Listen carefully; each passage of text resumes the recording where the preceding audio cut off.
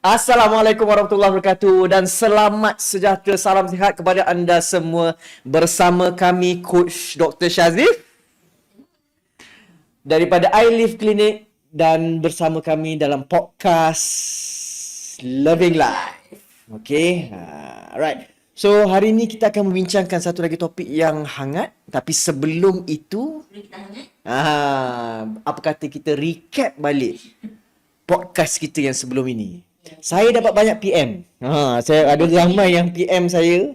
Okey, disebabkan oleh podcast ni. Dia kata mereka terasa. Kerana tajuk podcast kita sebelum ini Roy Boroy. Kan? Jadi mereka yang orang kata biasanya kalau pedas tu makan cili lah, terasa pedasnya. Tapi yang ni yang makan lemaknya, terasalah kebororan tersebut. Kan? Tapi nak buat macam mana? Tapi ada setengah orang kata kalau boroi ni tandanya bahagia. Betul ke Dr. Mun? Ya, tapi saya tak boroi tapi saya bahagia. Gimana gitu. So kita telah banyak bercerita tentang boroi ini dari perspektif medical kan. Kenapa orang tu boroi kan?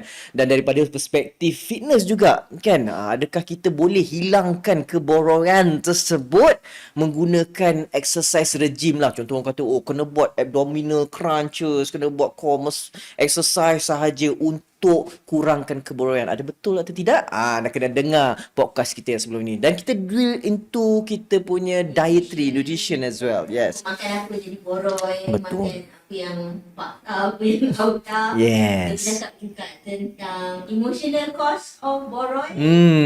Juga cakap relationship. Yes. Kan. Hubungan suami isteri juga. Keboroyan. Yes. Hubungan Suami isteri. dan your sexual health overall. Betul. Puasan. So siapa yang tak tengok lagi podcast kami tu, Roy Boroy, pastikan anda tengok, lihat kembali podcast kami yang sebelum ini. Alright? Okay. So sebelum kita masuk ke topik hangat pada hari ini, Soalan. ah, Soalan ni saya nak bagi kat Shanti. okay. Soalan ni comel je. Okay. Dia tanya, kenapa kalau orang lelaki dia boroi dia macam keras kan? Saya memang biasa pegang Boroi keras boroi perut dia, macam perut keras. pegang Okey. keras. Okey. Perempuan dia macam lembut je. Ah. Dia juga main perut keras kan? Dia macam comfort zone lah. Okey. Ada penjelasan secara medical tak? Kenapa orang lelaki kalau dia boroi dia macam keras. Kalau perempuan dia macam lembut. Dia macam orang panggil muffin top kan? Keberlimpahan. Oh, gitu. Scientific explanation dan health implication dia lah. Alright, okay. Sebenarnya bila kita tengoklah orang lelaki ni, dia boroi dia, fat deposition dia adalah lebih kepada yang macam kita cakap hari tu, yang abdominal obesity ataupun visceral fat. So maksudnya lemaknya dia masuk ke hormon dia visceral. Yes, okay. Dia akan lebih tertumpu kepada perut tu dan dia adalah visceral fat. So maksudnya visceral fat ni kita cakap hari tu adalah fat-fat yang menyelaputi organ-organ anda. So that's why dia keras. Betul. So itu sebab dia usus anda pun dia akan dia akan menyelaputi anda punya hati, anda punya pankreas dan sebagainya. So itu sebab dia keras, dia tak ada ruang dan sebagainya. Tapi untuk female secara genetiknya pun memang fat. Yes, memang fat tu akan deposited tapi more kepada kita punya subcutaneous fat. di bawah kulit. So subcutaneous fat ni beza kan? Beza dengan visceral fat, di mana subcutaneous fat ni kalau skin anda semua ada subcutaneous fat sebenarnya. Okay, berdasarkan kepada anda punya fat percentage jugalah. Alright, so that's why female punya boroi biasanya dia akan lembut fluffy gitu. Yes, Dia tak betul. boroi macam lelaki. Yeah, keras. Berhadapan, Betul. keras. Betul, Kan? betul. Tapi sebenarnya yang lebih bahaya bukan kata wanita tak bahaya kalau Betul. wanita lelaki, tapi lelaki disebabkan secara fisiologi dan your hormonal tendency menyebabkan bila you deposit fat, you akan deposit fat dekat keliling organ dulu. Yes. Sebab function Allah ceritakan macam tu lah kan. Dia kalau dia gemuk kat situ dulu. Jadi Secara medically sebenarnya yang lebih bahaya adalah visceral fat. Dan saya rasa juga stress plays an important role juga. Okay, mereka yang mempunyai kadar stres yang tinggi, cortisol hormon akan jadi tinggi juga. So cortisol hormon ni biasanya itulah dia akan lead to more visceral fat lah. So contohnya bukan saya nak kata lah, tapi untuk ladies, mungkin kebanyakan ladies ni dia boleh emotionally dia boleh spread kepada semua orang. Kan, maksudnya dia boleh spread kepada suami dia boleh spread kepada kawan-kawan dia boleh share kan. So at least kuranglah stres dia dekat situ. Tapi untuk lelaki ni biasanya kita jenis pemendam. Kita suka pendam, kita pun tak ada mungkin ruang, tak ada circle untuk kita bercerita tentang apa yang merisaukan kita kan, apa yang membingungkan kita. Untuk kepercayaan yang bila lelaki berkongsi, Yes. share dia punya Emotional. vulnerable, maknanya weak. Weak, betul. So, stres tu terkumpul Yeah. dalam badan. So cortisol hormon tinggi akan menyebabkan lebih banyak fat deposited dekat visceral area. Okay? Alright. So kalau wanita pula bila dia simpan fat, dia banyak fat. Untuk wanita ni dia banyak function juga, macam padding kan. Yes, betul. Nak juga bantal beluk kan. Betul. Ada tingkat Betul. pinggul, Yes. tingkat tangan, dia ada banyak tempat-tempat lain. Betul. Tapi cara nak menghilangkannya sama sahaja. iaitu Dulu kena overall 80% is from your nutrition food. and diet. So Kena bergerak. Jangan berhenti bergerak. Okey, bila anda berhenti bergerak itulah mulanya ternakan lemak-lemak yang anda tidak mahu. Okey, harapnya menjawab soalan tersebut. Menarik soalan itu supaya siapa yang tanya tu make sure take note, take practical move towards improving your keburuan. Okay. Alright, so Dr. Moon, hari ni apakah topik hangat yang kita akan kupas? Yes. Tentang detox. Wow. Detox. Yes. Siapa pernah detox? Saya tahu. Saya tak pernah. Saya tak cukup eksperimen sebenarnya bab detox ni. Kita baru realize dia macam ni banyak eksperimen macam-macam. Sebab saya layan masalah berat badan, saya layan yo-yo, saya layan.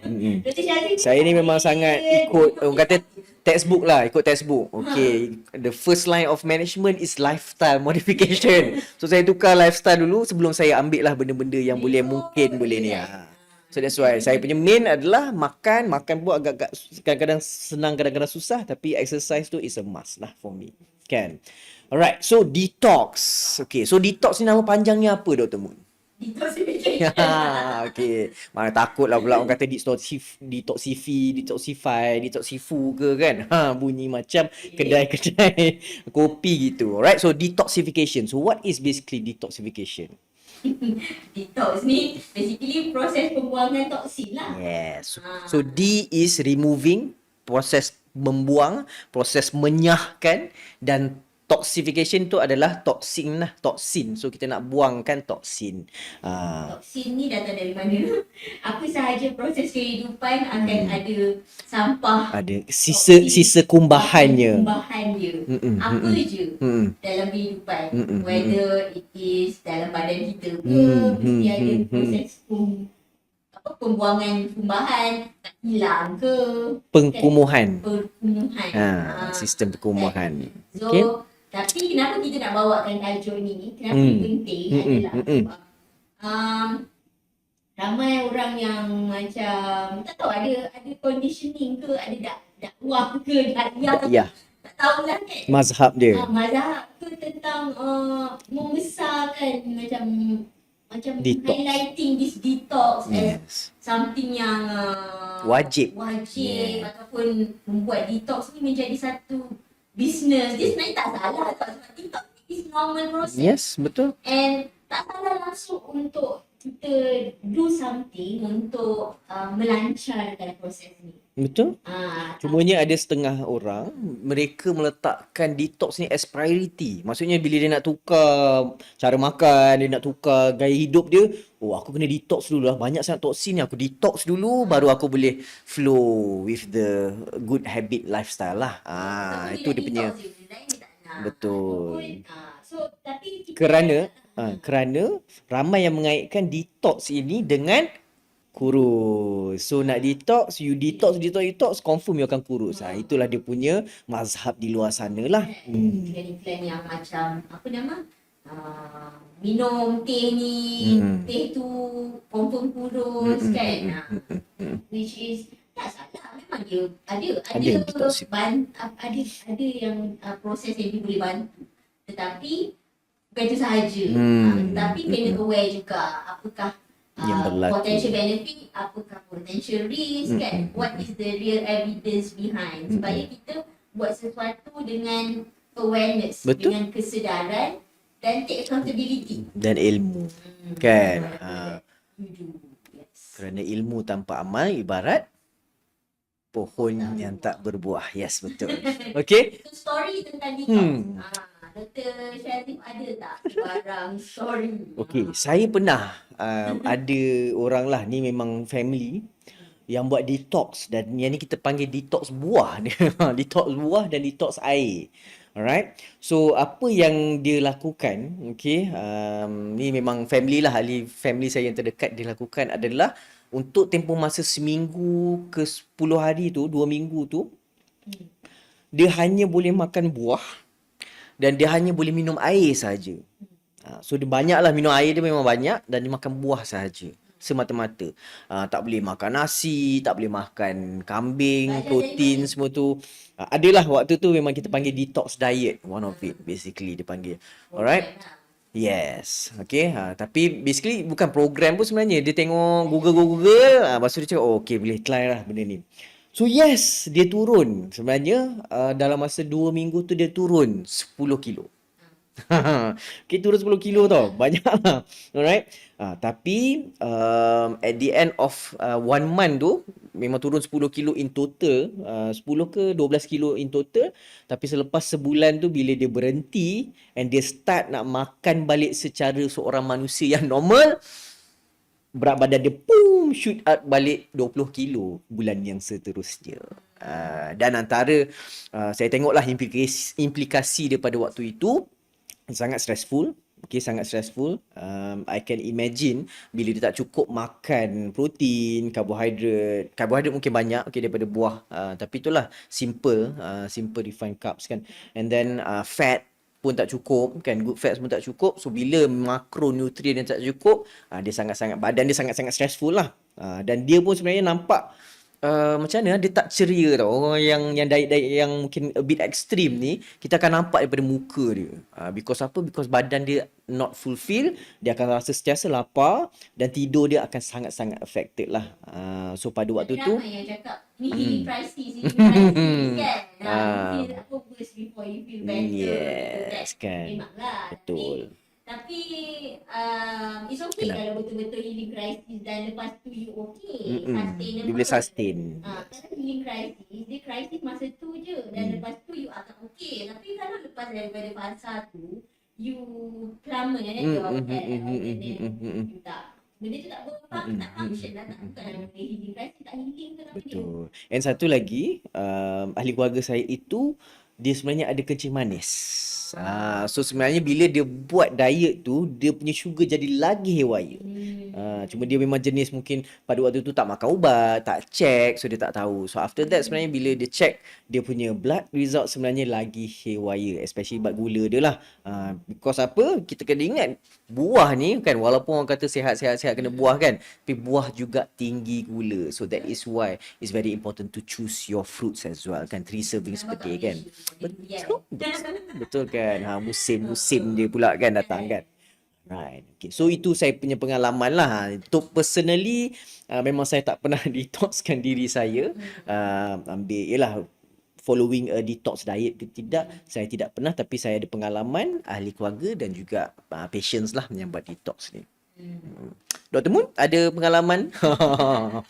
pengalaman sendiri, mentitokskan diri, gitu. Ini nama je doktor, bukan nama je doktor. Dia macam doktor pun Cuba, pegang yes, PPD betul, sebab eksperimen. betul. Tak salah pun dia ada benefit dia kan.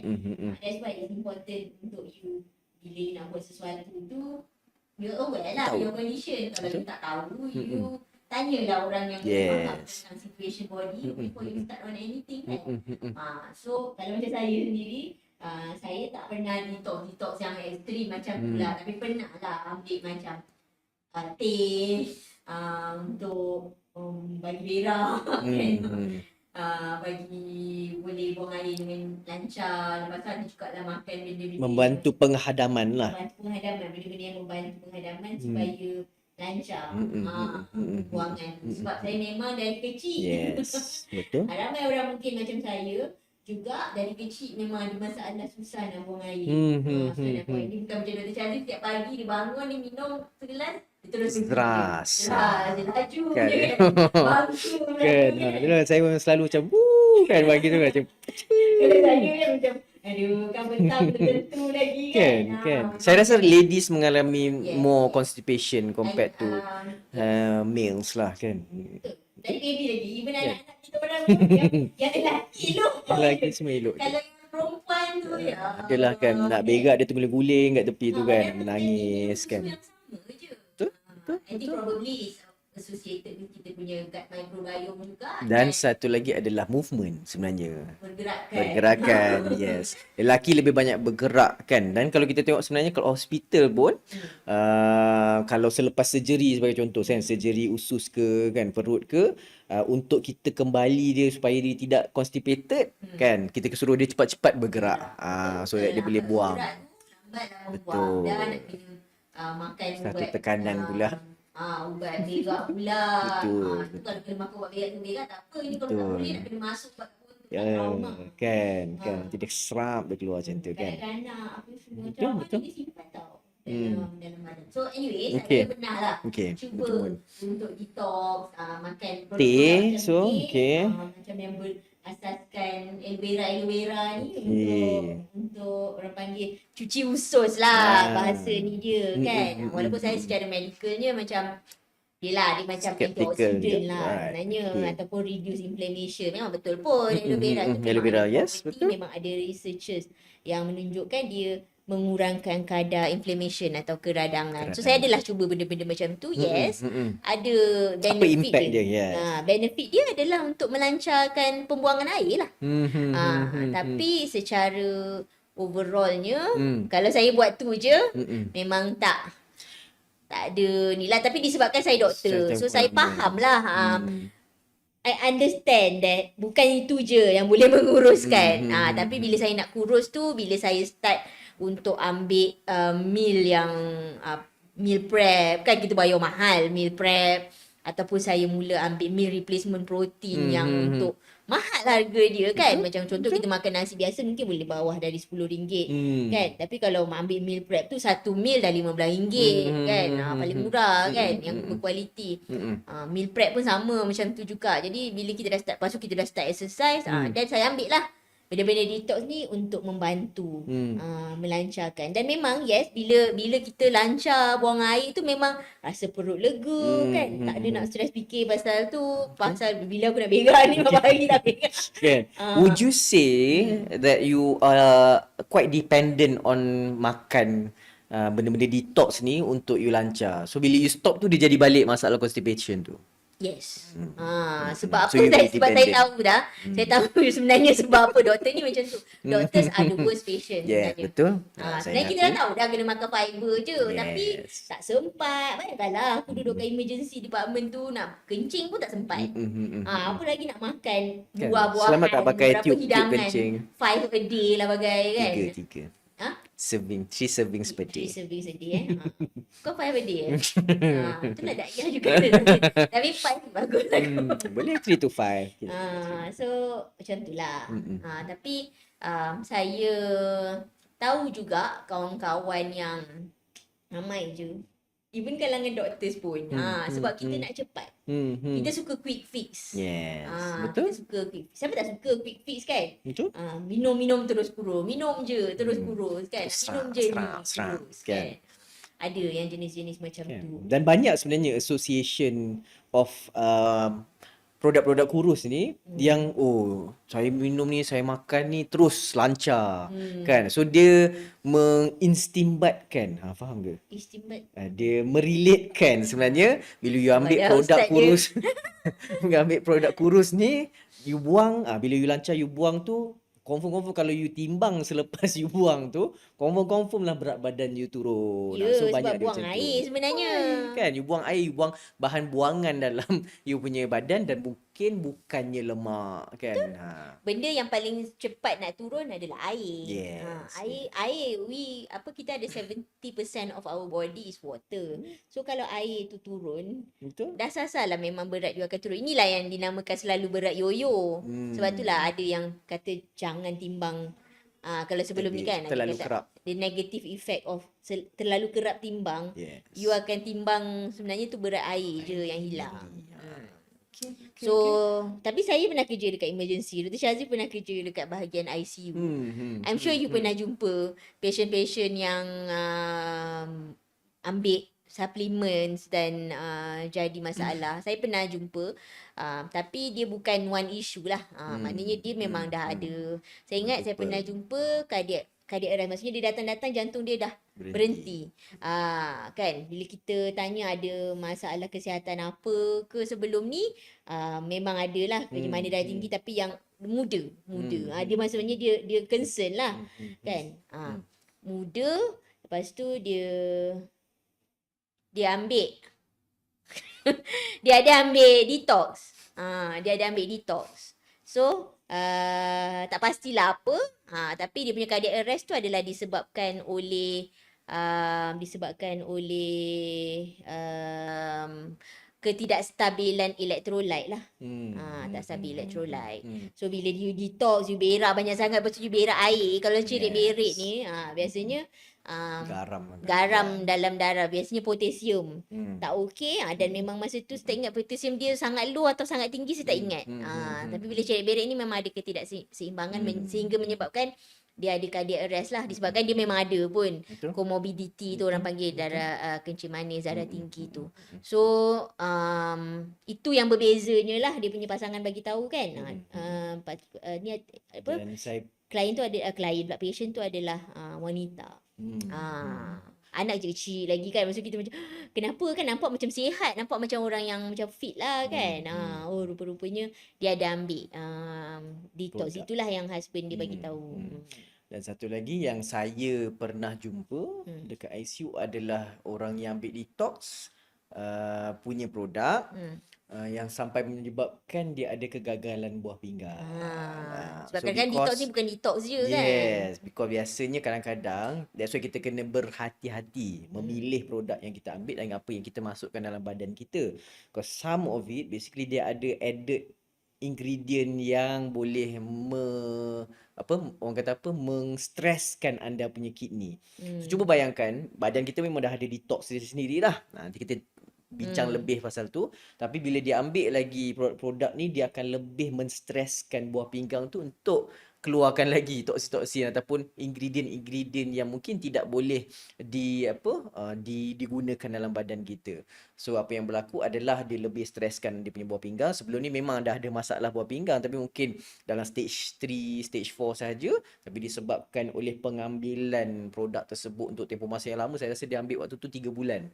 3 bulan, dan itulah dia package ni memang akan ada kencing manis apa semualah. So bila gula pun tak terkawal dan sebagainya, menyebabkan buah pinggang dia shut down dan terpaksa masa tu dialysis yang emergency lah, kita kata panggil kan, emergency dialysis waktu tu. kan.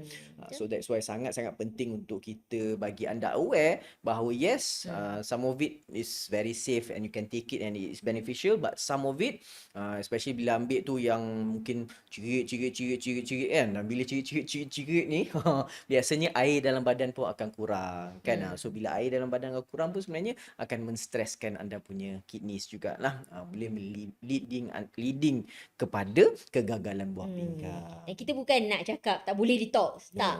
yes. Memang ada benefit. Mm-mm. Memang ada even research base pun ada dari produk-produk ni terutamanya kan, sebab dan dia usually guna natural produk Yes, kan. yes, yes. Tapi kita Herbal nak remedies. you educate yourself. Be accountable. Maknanya jangan main ikut je dan you nak tahu situation you dan you nak tahu apa sebenarnya objektif you untuk detox tu.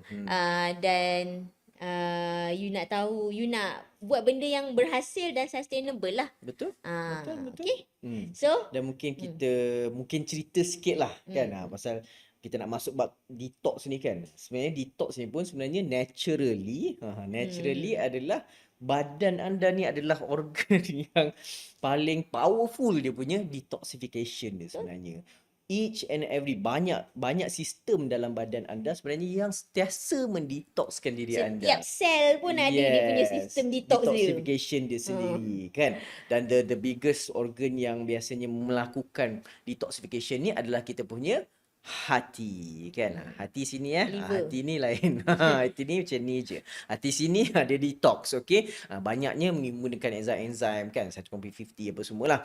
Tapi basically dia akan detox lah. Detox ni dan dia akan buang toksin ni melalui sama ada bile ataupun bile ni kita panggil apa? Hempedu ataupun urin lah, yang akan masuk urin. So liver is one of the biggest lah yang buat detoxification secara natural dalam badan kita. That's why kalau anda ada masalah lemak berlebihan kan, ada orang kata apa, fatty liver, dia akan mengganggu proses untuk anda detox. Secondly adalah buah pinggang kan. Mungkin kita bagi contoh buah pinggang juga, dia sebenarnya salah satu organ yang detoksifikasikan tubuh badan anda, sistem dalam tubuh badan anda. Alright, so especially lah kalau kita biasa dengar kan urea, kreatinin kan, benda-benda ni kalau ambil darah biasanya kalau nak tengok fungsi buah pinggang tu kita tengok kepada urea, kreatinin kan, GGFR. So kalau contohnya buah pinggang anda berfungsi secara efisien dan dia boleh detox kan, detox dengan semula jadinya melalui kencing kan. Biasanya dia akan excrete using urine lah, okey. Anda punya buah pinggang tu dia akan ambil balik semua apa protein kan, glukos dan sebagainya yang perlu digunakan, dan dia akan excrete yang lain yang tadi tidak diperlukan. Apa lagi? Banyak lagi sebenarnya. Even you punya lungs pun sebenarnya detoksifikasikan anda punya udara sebagai contoh Setiap kan. sel tu ada detox dia. Yes, Ada kan. cara untuk detox dia. Betul. Dan setiap aspek kehidupan kita pun perlu detox. So, Yes. nanti kan kita akan go deep dalam podcast hari ni. Kita Yes. nak cakap pasal detox secara medical, detox fitness, Fitness pun ada detox detoxnya. nutritional detox, emotional detox, relationship pun ada detox. Betul. So, Perlu detox segenap aspek kehidupan Barulah anda. best hidup ni. Barulah anda boleh love living. Alright. So nantikan sama-sama kita sampai ke hujung rancangan. Right.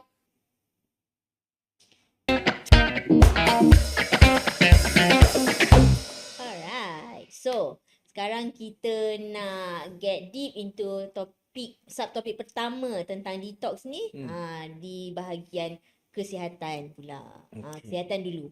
Okay. So, Dr. Shazif boleh sharekan apakah detox ni dari sudut perspektif kesihatan, apa function dia sebenarnya dan apa evidence yang ada dari segi kesihatan tentang detox ni. Okey. Terima kasih Dr. Mun. Okey. Berkenaan tadi kita dah sentuh sikit lah tentang detox ni kan. So detox ni adalah kalau dari segi kita punya fiziologi badan adalah kita nak keluarkan nak singkirkan semua toksin, semua orang kata apa bahan-bahan kumbahan. Okey. That's why dia ada sistem kita pun ada sistem kumbahan juga dalam badan kita. So antaranya adalah itulah kita punya major ataupun main detox organ kita adalah kita punya liver lah. So biasanya itulah orang kata liver ni apa fungsinya? Apa asal kita ada hati je. Hati tu Besar kot. lain. Besar liver kita Organ kan. yang paling besar, antara organ yang paling besar. Yes, okay. So that's why kepentingan liver ni dia detoksifikasikan, dia akan membuangkan, excretekan kita punya toksin-toksin dalam badan. Why? Because kalau toksin-toksin ini terkumpul ataupun daripada yalah semua sel kita dah ada bahan buangan dia sikit kan. Bila banyak semakin banyak kadang-kadang dia akan efek kita punya fiziologi secara general. So that's why kita juga perlukan organ ataupun liver ni untuk buangkan kita punya toksin-toksin ni. So kalau toksin dalam badan terlalu tinggi, itulah yang akan menjadi masalah kan dalam darah kita akan jadi lebih acidic. Biasalah kita dengar benda ni kan. Jadi acidic. Asid tinggi lah. Yes, pH asid rendah lah. tinggi kan, pH rendah. So antaranya juga adalah mungkin you punya metabolism akan terganggu juga bila you tak boleh nak mengkumbahkan toksin-toksin tersebut. Dan kalau kilang nak buat plastik pun kena ada kumbahan dia. Ada waste dia. Ada waste kena dia. buang Apatah dia. lagi badan kita yang nak Betul. menjalankan tugas ni. Tugasnya. Menjalankan tugas sebagai ibu, Kan. sebagai bapa, sebagai Simple macam ni lah pemimpin, kan. Simple dia macam ni lah. Manusia kan. Cuba anda bayangkan anda tidak boleh membuang. Nanti pun masa seminggu kan. How miserable you will be. Kan. Because semua anda punya sistem akan stuck. Dia akan ada stuckness dia dan memang badan anda akan jadi sangat-sangat lesu, okay, dan anda tidak boleh bekerja secara optimum. So that is your liver lah, okay. So that is kepentingan sebenarnya ada organ-organ ni yang boleh sebenarnya secara semula jadinya detoksifikasikan sistem ataupun bahan-bahan cerna lah dalam badan anda. Okay, so ada evidence ke sebenarnya kepentingan untuk detox ni? Okay. Untuk detox atau kan Dr. Syazul kata benda tu dah naturally dah ada. memang badan kita buat pun detox ni semua Every single semua sel second ada. Yes. Ada detoxification process dan sistemnya. Betul. So, Dan ada dia takkan evidence. berhenti sehingga mana anda punya organ tu berfungsi secara efisien lah. So kalau organ ada masalah kan, fatty liver Sampai dan dia sebagainya. fail lah, sampai dia liver failure ke, kidney boleh failure lah. ke. Kalau dah fail tu maknanya tak adalah jawapan dia, kena transplant je lah. Betul kan. Yes. And you were saying just now?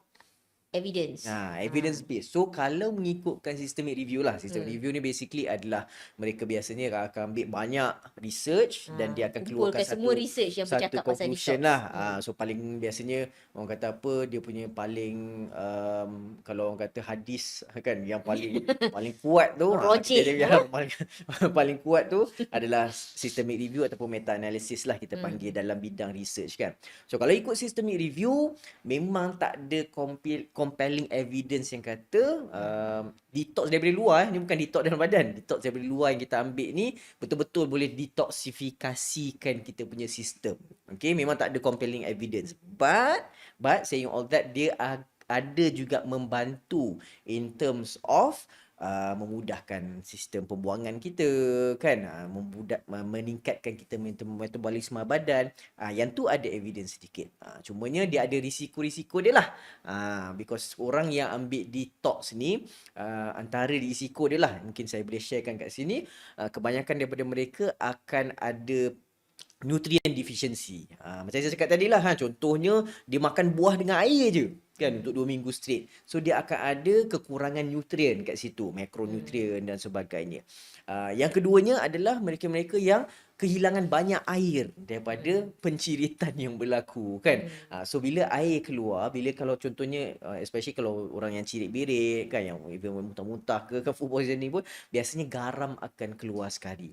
So akan melibatkan electrolyte disturbances lah kita panggil dalam badan, yang membahayakan lah, especially orang yang ada masalah jantung, masalah buah pinggang. Benda-benda ni sangat-sangat berbahaya kerana dia boleh menyebabkan tiba-tiba cardiac arrest macam Dr. Moon cakap tadi lah. Dan because detox ni selalu orang buat adalah untuk weight loss. Betul. So kita nak highlight jugalah sebenarnya dalam systemic review dari NIH US punya study ni dia cakap detox ni tak ada evidence untuk support kita punya natural detoxification process dan juga long term weight loss management. Tak ada evidence yang compelling orang kata yang betul-betul konsisten throughout semua orang buat study. Memang detox ni lah termasuk dalam apa nama orang kata rukun wajib. Bila anda nak turunkan berat Dia macam sunat je lah. Betul.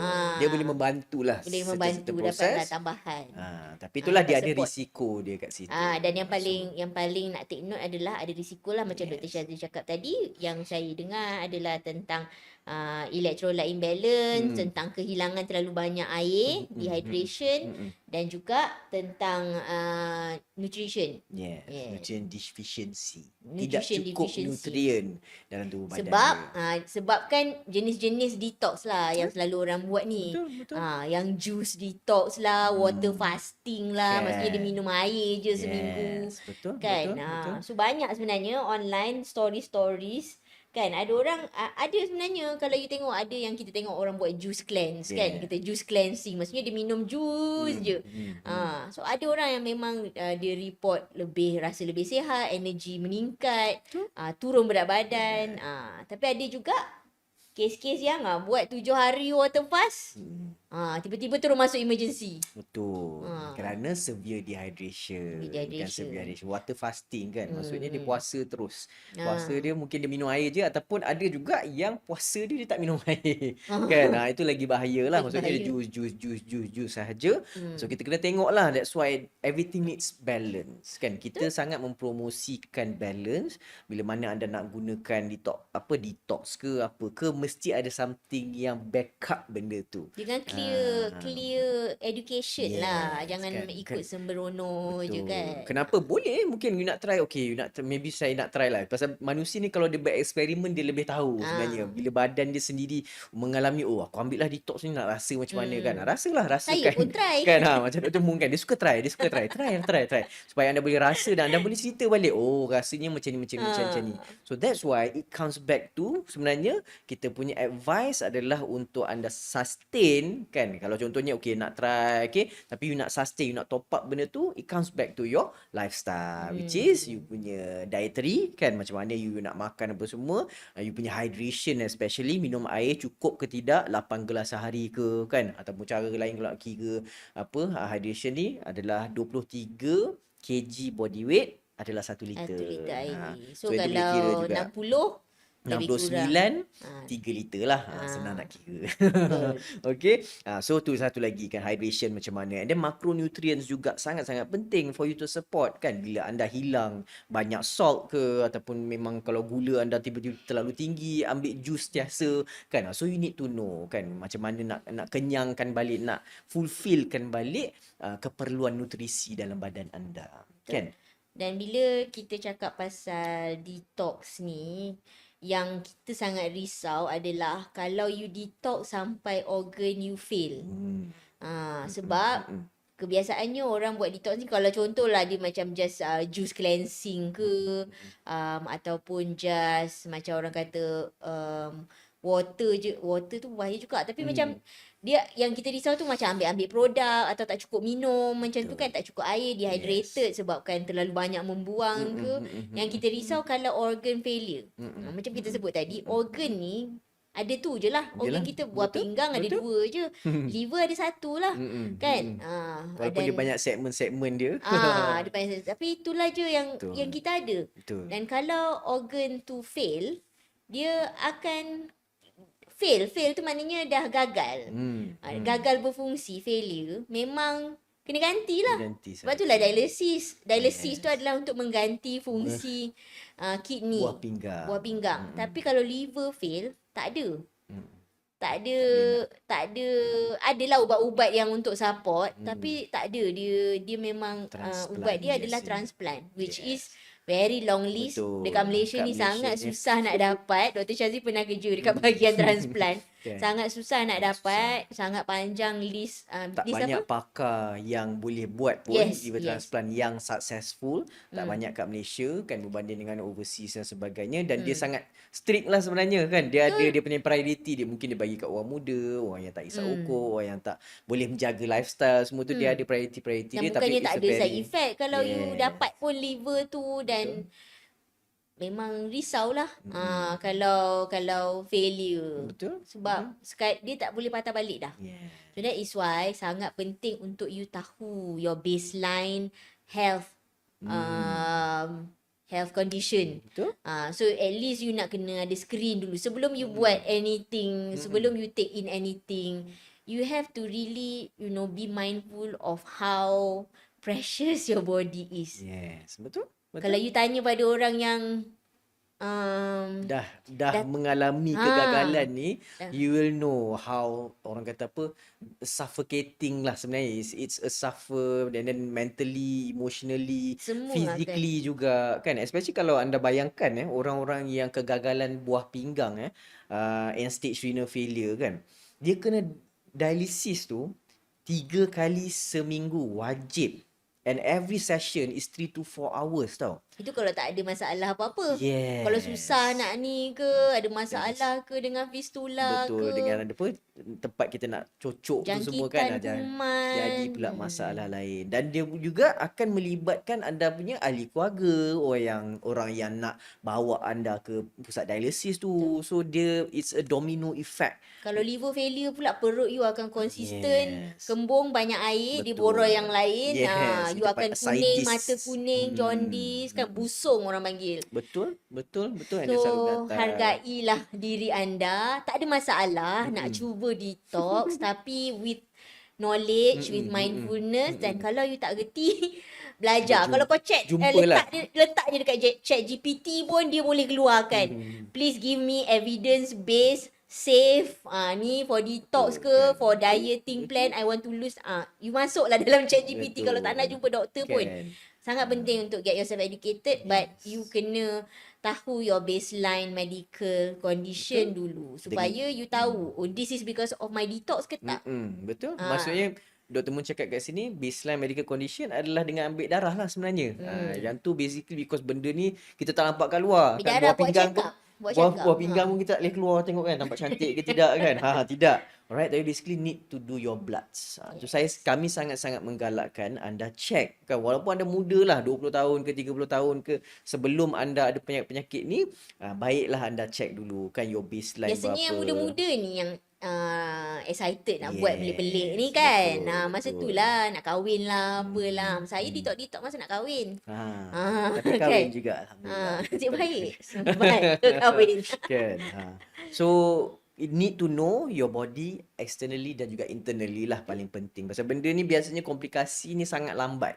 Buah pinggang kan, kegagalan buah pinggang tu bila hujung-hujung baru kita nampak lah dia punya simptom-simptom dia. Sebelum tu tak ada kan. Sama juga macam liver juga kan. Dia tengah lemak membaluti kan, fatty liver tu kita tak nampak posisi simptom dia. Tapi bila dia dah failing, baru kita dapat tahu dia punya Kena tahu baseline simptom dia kan. Dan kena monitor. Yes, betul. Alright. So Okay, be preempt. accountable of your health Yes. dan juga Love your body. love your body. Okay. Okay. Alright. So itu dulu untuk topik bab kesihatan ni. So next lepas ni kita nak cakap pasal kecergasan pula. Ya, detox Right. dari segi fitness ada atau tidak. Nantikan. Alright. So next kita nak cakap pasal detox kecergasan. Fitness detox. tiba. Ada ke such thing as fitness detox? Lanja nampak. Belanja sikit. Okay, Okay. alam buat kata dia. Pasal saya tengah buat detox fitness saya sebenarnya. Lama detoxnya kali ni. Alright, okay. Alright, so ada ke tidak fitness detox pula Ada ke namanya? konsep tu, Okay, alright. So dia ada beberapa benda lah saya nak sentuh sekarang ni. Yang firstly adalah bila kita cerita tentang fitness detox ni adalah sebenarnya rest. Rest in between our exercise sessions lah. Training. Yes, which is very very important. Okay? Oh, ingat kalau sehari suntuk 24 jam, 7 hari sehari semalam exercise, bagus. Jangan. Robot pun tak macam tu. Okay. Alright. So, beza diri kita ni yang exercise ala-ala kadar, ala-ala leha ni dengan athletes. Okay, athletes berbeza. Okay, Okay. athletes dia ada regime dia yang berbeza, rest dia berbeza, pemakanan dia berbeza, dia punya exercise type of exercise pun berbeza. Aha. Tapi untuk orang yang biasa di luar sana kan, even macam saya, macam Dr. Moon. Okay, dah mula. Bila nak mula kita panggil. Jangan Alright. tu tetamu tu nak cerita. Okay. So bila kita cakap tentang exercise detox ni adalah kita rest in between kita punya exercise sessions lah. Contohnya lah, okay, kita bagi kita ada mungkin 3 kali lah, 3 kali cardio session per week, and then kita ada 2 kali lah mungkin resistance training per week.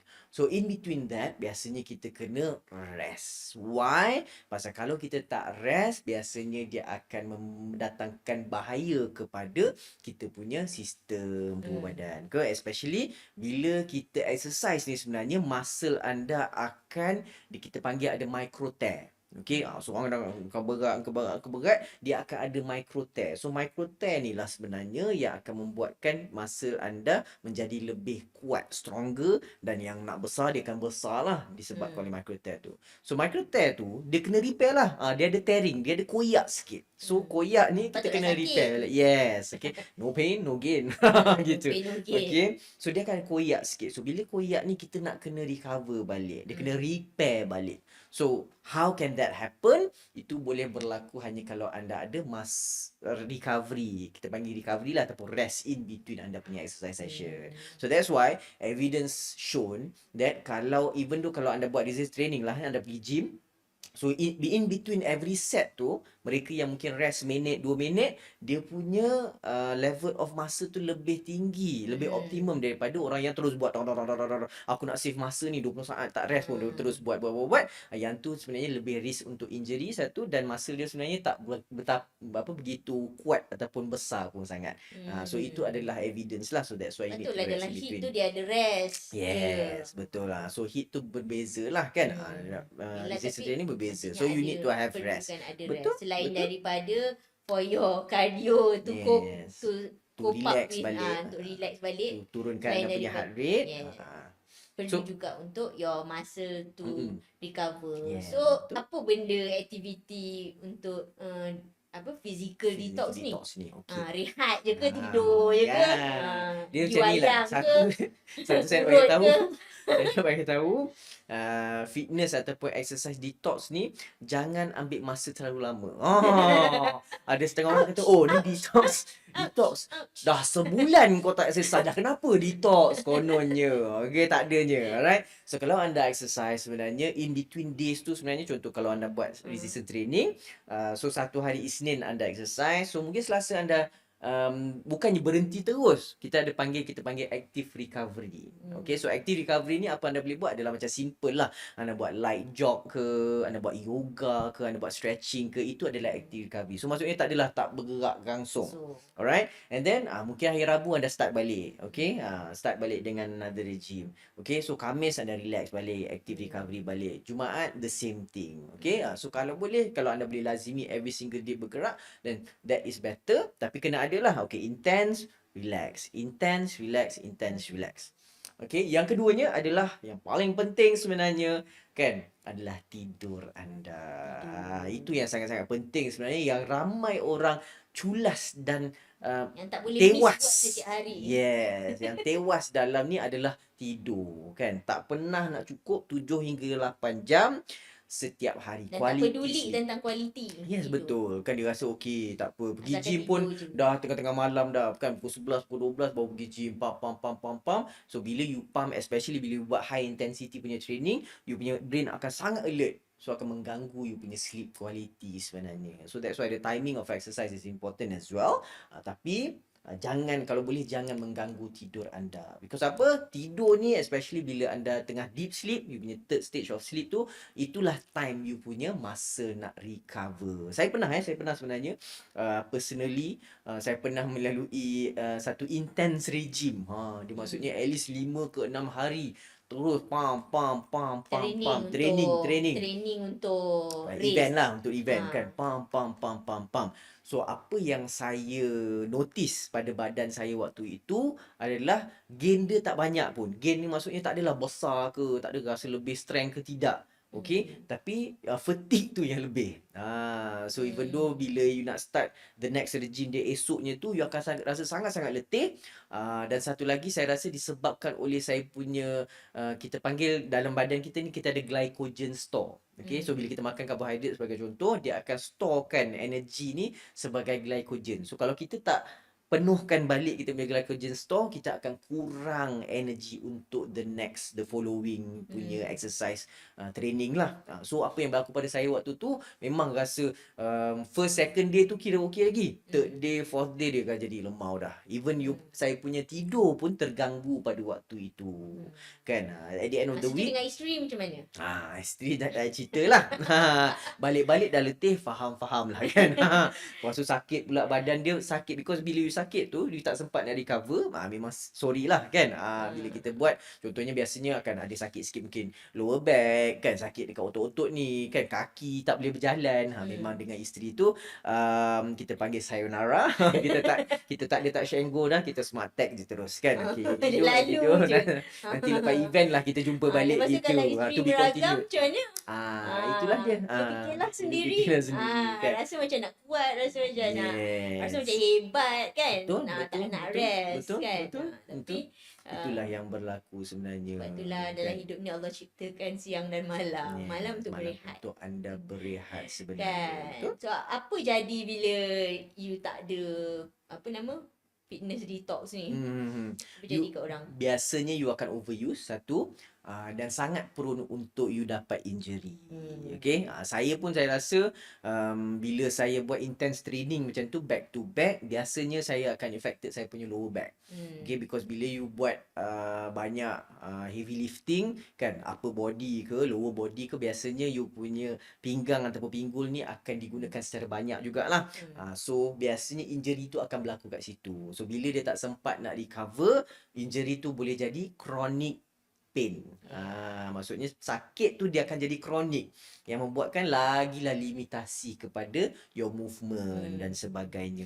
Kalau you tu memang atlet yang memang ada kesedaran macam ni from my exercise je. So macam you memang ada semangat lagi nak teruskan aktif, tak apalah. Tapi kalau masalahnya macam saya ni kan, jenis yang memang kau nak suruh aku sarung kasut pergi gym tu pun, you kena bila dia memerlukan effort yang tinggi. Lepas tu bila dah injury tu memang terus taubat orang panggil. Taubat tak nak pergi dah gym. Itulah yang biasanya berlaku bila mana dia pergi gym, form tak betul, buat ikut YouTube dan sebagainya. Dia sakit, lala macam okey dah, tak payahlah. Pergi gym sekadar selfie je lah. This is not for me kan. This is not for Kan? me kan. Kenapa aku nak sakit-sakit badan aku kan. Sedangkan aku boleh je cara senang, detox. Orang detox dia kurus. Kan. Itulah masalahnya kat situ. Sedangkan memanglah kita kata kalau nak weight loss, weight management, 80% is diet dan 20% is exercise. Tapi exercise ni is not just about, kita bukannya hidup sekadar untuk weight loss je. Takkanlah tujuan hidup kau untuk menurunkan berat badan je kan. Hidup you adalah you nak enjoy. Macam saya sendiri, in my experience, macam dulu saya macam tu sebab I did it out of self-love lah. Nanti kita akan go deep lah tentang ni kan. Saya tak suka badan saya, I have very bad body image. Saya ada kerisauan suami saya tinggalkan saya ke apa. Kalau faham tak? Dia ada, this is subconsciously I function like that. Tapi sebenarnya bila macam sekarang, walaupun saya tak adalah kurus sangat, macam yang saya pernah kurus, tapi I love myself, I love my body. Dan macam kita nak exercise tu untuk kita feel good. Healthy, peredaran darah tu. Lepas tu macam you bernafas dengan lebih banyak bila exercise. There's a lot of orang panggil scalable, non-skill benefits. Non-skill benefit of exercise. Dan benda tu tak memerlukan energi yang banyak bila you enjoy doing it actually kan. Contoh macam saya tak boleh nak buat benda lain, at least saya dance je dulu. Dan bergerak berjalan je dulu kan. But even benda macam tu pun you perlu ada detox dia. You perlu tahu your limit. You nak utamakan juga fitness detox, rest kan. Tapi macam Dr. Syazia cakap tadi lah, nak tahu hari ni nak buat apa, besok nak buat apa, nak rest tu macam mana, berapa lama nak rest. That is where physical trainer, fitness trainer, personal trainer, comes in. Kalau you betul-betul sayang badan you. Kalau saya dulu kan macam, alah aku bukannya nak fit-fit sangat. I bukan macam you, I bukan nak jadi atlet macam tu kan. Kata I just nak maintain je, nak turun berat badan je. That is evidence yang you tak betul-betul sayang diri you sebenarnya. Kalau you betul-betul faham betapa the Precious. amazing thing that your body can do kalau you sihat, the amazing things that you can do in this world, the impact that you can bring in this world, you betul-betul hargai potensi diri you, you akan nak jaga kesihatan you, fitness you, you akan nak rasa invest. yes, invest. You akan rasa ambil PT tu tak ada apa. Betul. Bukan untuk atlet je. Aku pun Betul. I deserve it. Betul. Kan kenapa pula I nak pergi gym bodoh-bodoh kan? Kan. Dan saya nak stresskan juga kat sini satu lagi aspek lah. When you do fitness training, when you do exercise, sebenarnya dia sangat membantu your body punya detoxification process. Betul. Okay, itulah saya cakap tadi kan, saya dah bagi contoh sikit kan, especially kalau orang yang post surgery kan, biasanya memang surgeon-surgeon ni akan suruh bergerak as soon as possible kan, supaya dia membantu anda punya proses peristalsis kita panggil, ataupun pergerakan usus apa semua. So orang-orang yang tak, dia simple macam ni lah sebenarnya. Biar you exercise, okay, biarlah cardio ke ataupun biarlah it's a resistance training ke, bila anda exercise tu sebenarnya dia akan improve you punya blood flow to the organ yang biasanya kalau perparitan, yes sistem kan, peredaran. sistem peralihan, circulation you tu Peraliran. biasanya yang macam tidur je kan, you punya peralihan darah pun tak gerak sangat, macam malas je kan. So dia tak akan pergi kepada you punya liver, kepada you punya buah pinggang kan, kepada you Tak punya optimum lah. dia kurang optimum lah. So when you exercise, you punya heart akan pump even faster kan, ataupun pump lebih efficient. So what happens is, you know, your blood flow tu dia akan pergi ke organ-organ yang targeted organ ni lah. You punya kidneys, you punya liver Juga kalau semua. kita nak cuci toilet kan, bahagian yang kotor tu kita macam nak Pressure tu kan. kuat So dia sikit. pergi kat situ. So the nutrients will go there. All the gases exchange pun akan go there. So you punya And then sel-sel tu sampah dia pun keluar dia juga. optimum lah. So yang mana dia perlukan, sel-sel perlukan nutrition, dia akan masuk. Yang mana perlu dikeluarkan, dia keluarkan. Maksudnya keluar memang keluar secara bagusnya daripada anda punya buah pinggang. So exercise is very important for you juga untuk detoxkan ataupun improve you punya detox punya function dalam diri you. Kan? So itu sangat penting. Dan satu lagi adalah daripada aspek kalau you ambil any type of products lah.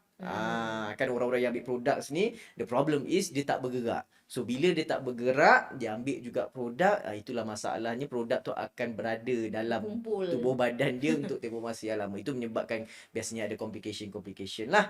So how do you detoxify kan, adalah dengan exercise. That will improve juga you punya pembuangan sisa-sisa yang tidak diperlukan. Kan? Okay, good. Alright. So, itu daripada perspektif fitness ataupun exercise. So, harap anda dapat sedikit berkenaan dengan detox. So, kita akan jumpa selepas ini dalam subtopik yang seterusnya. Nantikan. Alright. So next kita nak cakap tentang nutrition detox. Apa nutrition detox yang biasa orang buat ni, Dr. Syazil? Right. Yang ni menarik lah kan. Pasal biasanya kebanyakan orang relatekan detox ini dengan cara pengambilan makanan. So banyaknya antara contoh-contoh lah detox yang ada di luar sana yang quite famous adalah pakai jus kan, juice cleansing dia panggil dia, ataupun water fasting, okay, ataupun even intermittent fasting pun yang biasa kita dengar lah. Fasting ni lah banyak berpuasa dikaitkan dengan ni dikaitkan dengan detox kan. So untuk merehatkan badan, the idea is basically nak merehatkan tubuh badan daripada kita makan sentiasa ni, dan juga untuk for the body to repair itself lah.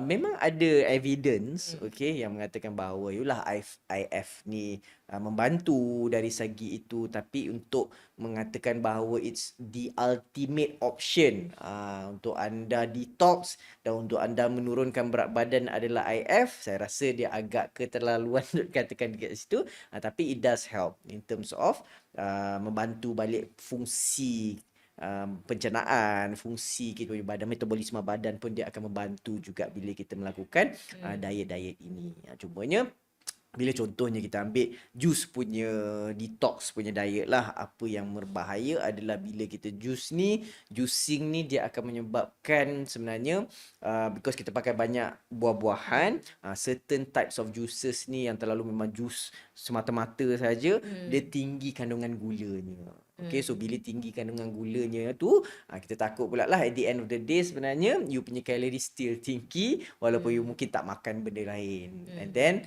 another thing is basically tu risiko lah untuk anda mendapat kencing manis kan. So itu adalah antaranya jus lah. Dan ada juga pendapat mengatakan bahawa kita buat juices banyak sangat ni, the content of fiber dalam jus tu kita akan tak dapat lah sebagaimana kalau kita makan buah tu kan, buah orange sebagai contoh, kita makan macam tu sahaja, that is high fiber content tu yang kita nakkan juga bila kita makan buah ni, supaya dia boleh membantu supaya kita punya proses penghadaman dan juga proses kita punya dekat bahagian usus kita lah. Dan juga kalau contoh lah kan, water fasting ada kata, fasting jangan makan apa-apa, boleh minum air sahaja. Yes, kan, you akan turun berat badan for sure kan, because you tak ada kalori intake yang mencukupi setiap hari. So pastinya you akan ada kalori deficit every single day. So bila ada kalori deficit, yes, you akan turun berat badan. Tapi berat badan yang mana yang kita nak kan, mungkin biasanya awal-awal tu memang dia akan turun bila, especially bila karbohidrat you tak cukup, you akan lose a lot of water dalam badan. Because karbohidrat ni dia mengikat air dalam molekul dia. So bila tak ada karbohidrat ni, you akan lost a lot of water. Sebenarnya berat badan tu turun daripada kandungan air sahaja dan bukan kandungan lemak. Dan yang keduanya adalah yang berbahaya juga adalah bila mana dia ambil energi tu kan, bila you tak ada karbohidrat sebagai contoh, you tak ada ni, you minum air sahaja, energi tu akan diambil daripada you punya muscle. Okay, menyebabkan you akan ada kekurangan muscle dalam badan lah, which we don't want. Ramai orang ingat bila puasa dia akan turun automatically. You akan ambil bila body you tak ada diberikan makanan, dia akan ambil dari lemak. Sebenarnya tak, lemak tu lambat lagi. Lambat kan, lagi. Dia ambil dari muscle dulu sebab muscle lebih mudah dicernakan menjadi energi, sebab kita punya kita punya glukos bila tak pakai dia simpan dalam bentuk glycogen. Glycogen tu duduk dekat dalam muscle. Betul. Banyaknya kan. Fat tu adalah energy storage yang terakhir lah, yang macam kalau dah starvation mode tu barulah keluar fat kan. So memang ada benefit, apa yang saya dengar memang ada benefit. Of course dari segi most of the time bila orang buat studies, most of the studies yang ada, yang kita tengok review of nutrition lah apa semua ni, apakah parameter yang kita boleh kira is probably dalam you punya inflammatory parameters lah.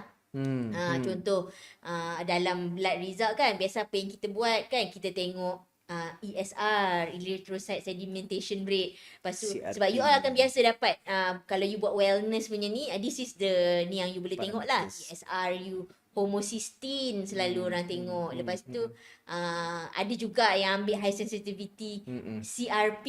Inilah macam inflammation punya markers lah yang lebih stable untuk kita kirakan. Kalau orang yang mengamalkan detox ni, dia akan nampak lah that inflammation tu akan berkurang sikit. Tapi tu je lah.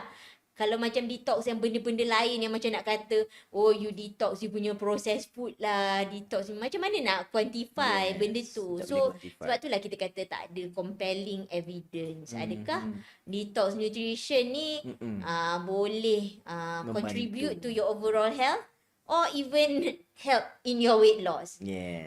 It's just basically calorie deficit je lah. Which tak tahu pun betul ke tak betul ke. So sebab tu lah kita kata dia bukannya syarat wajib untuk weight loss, bukan juga syarat wajib untuk you kekal sihat.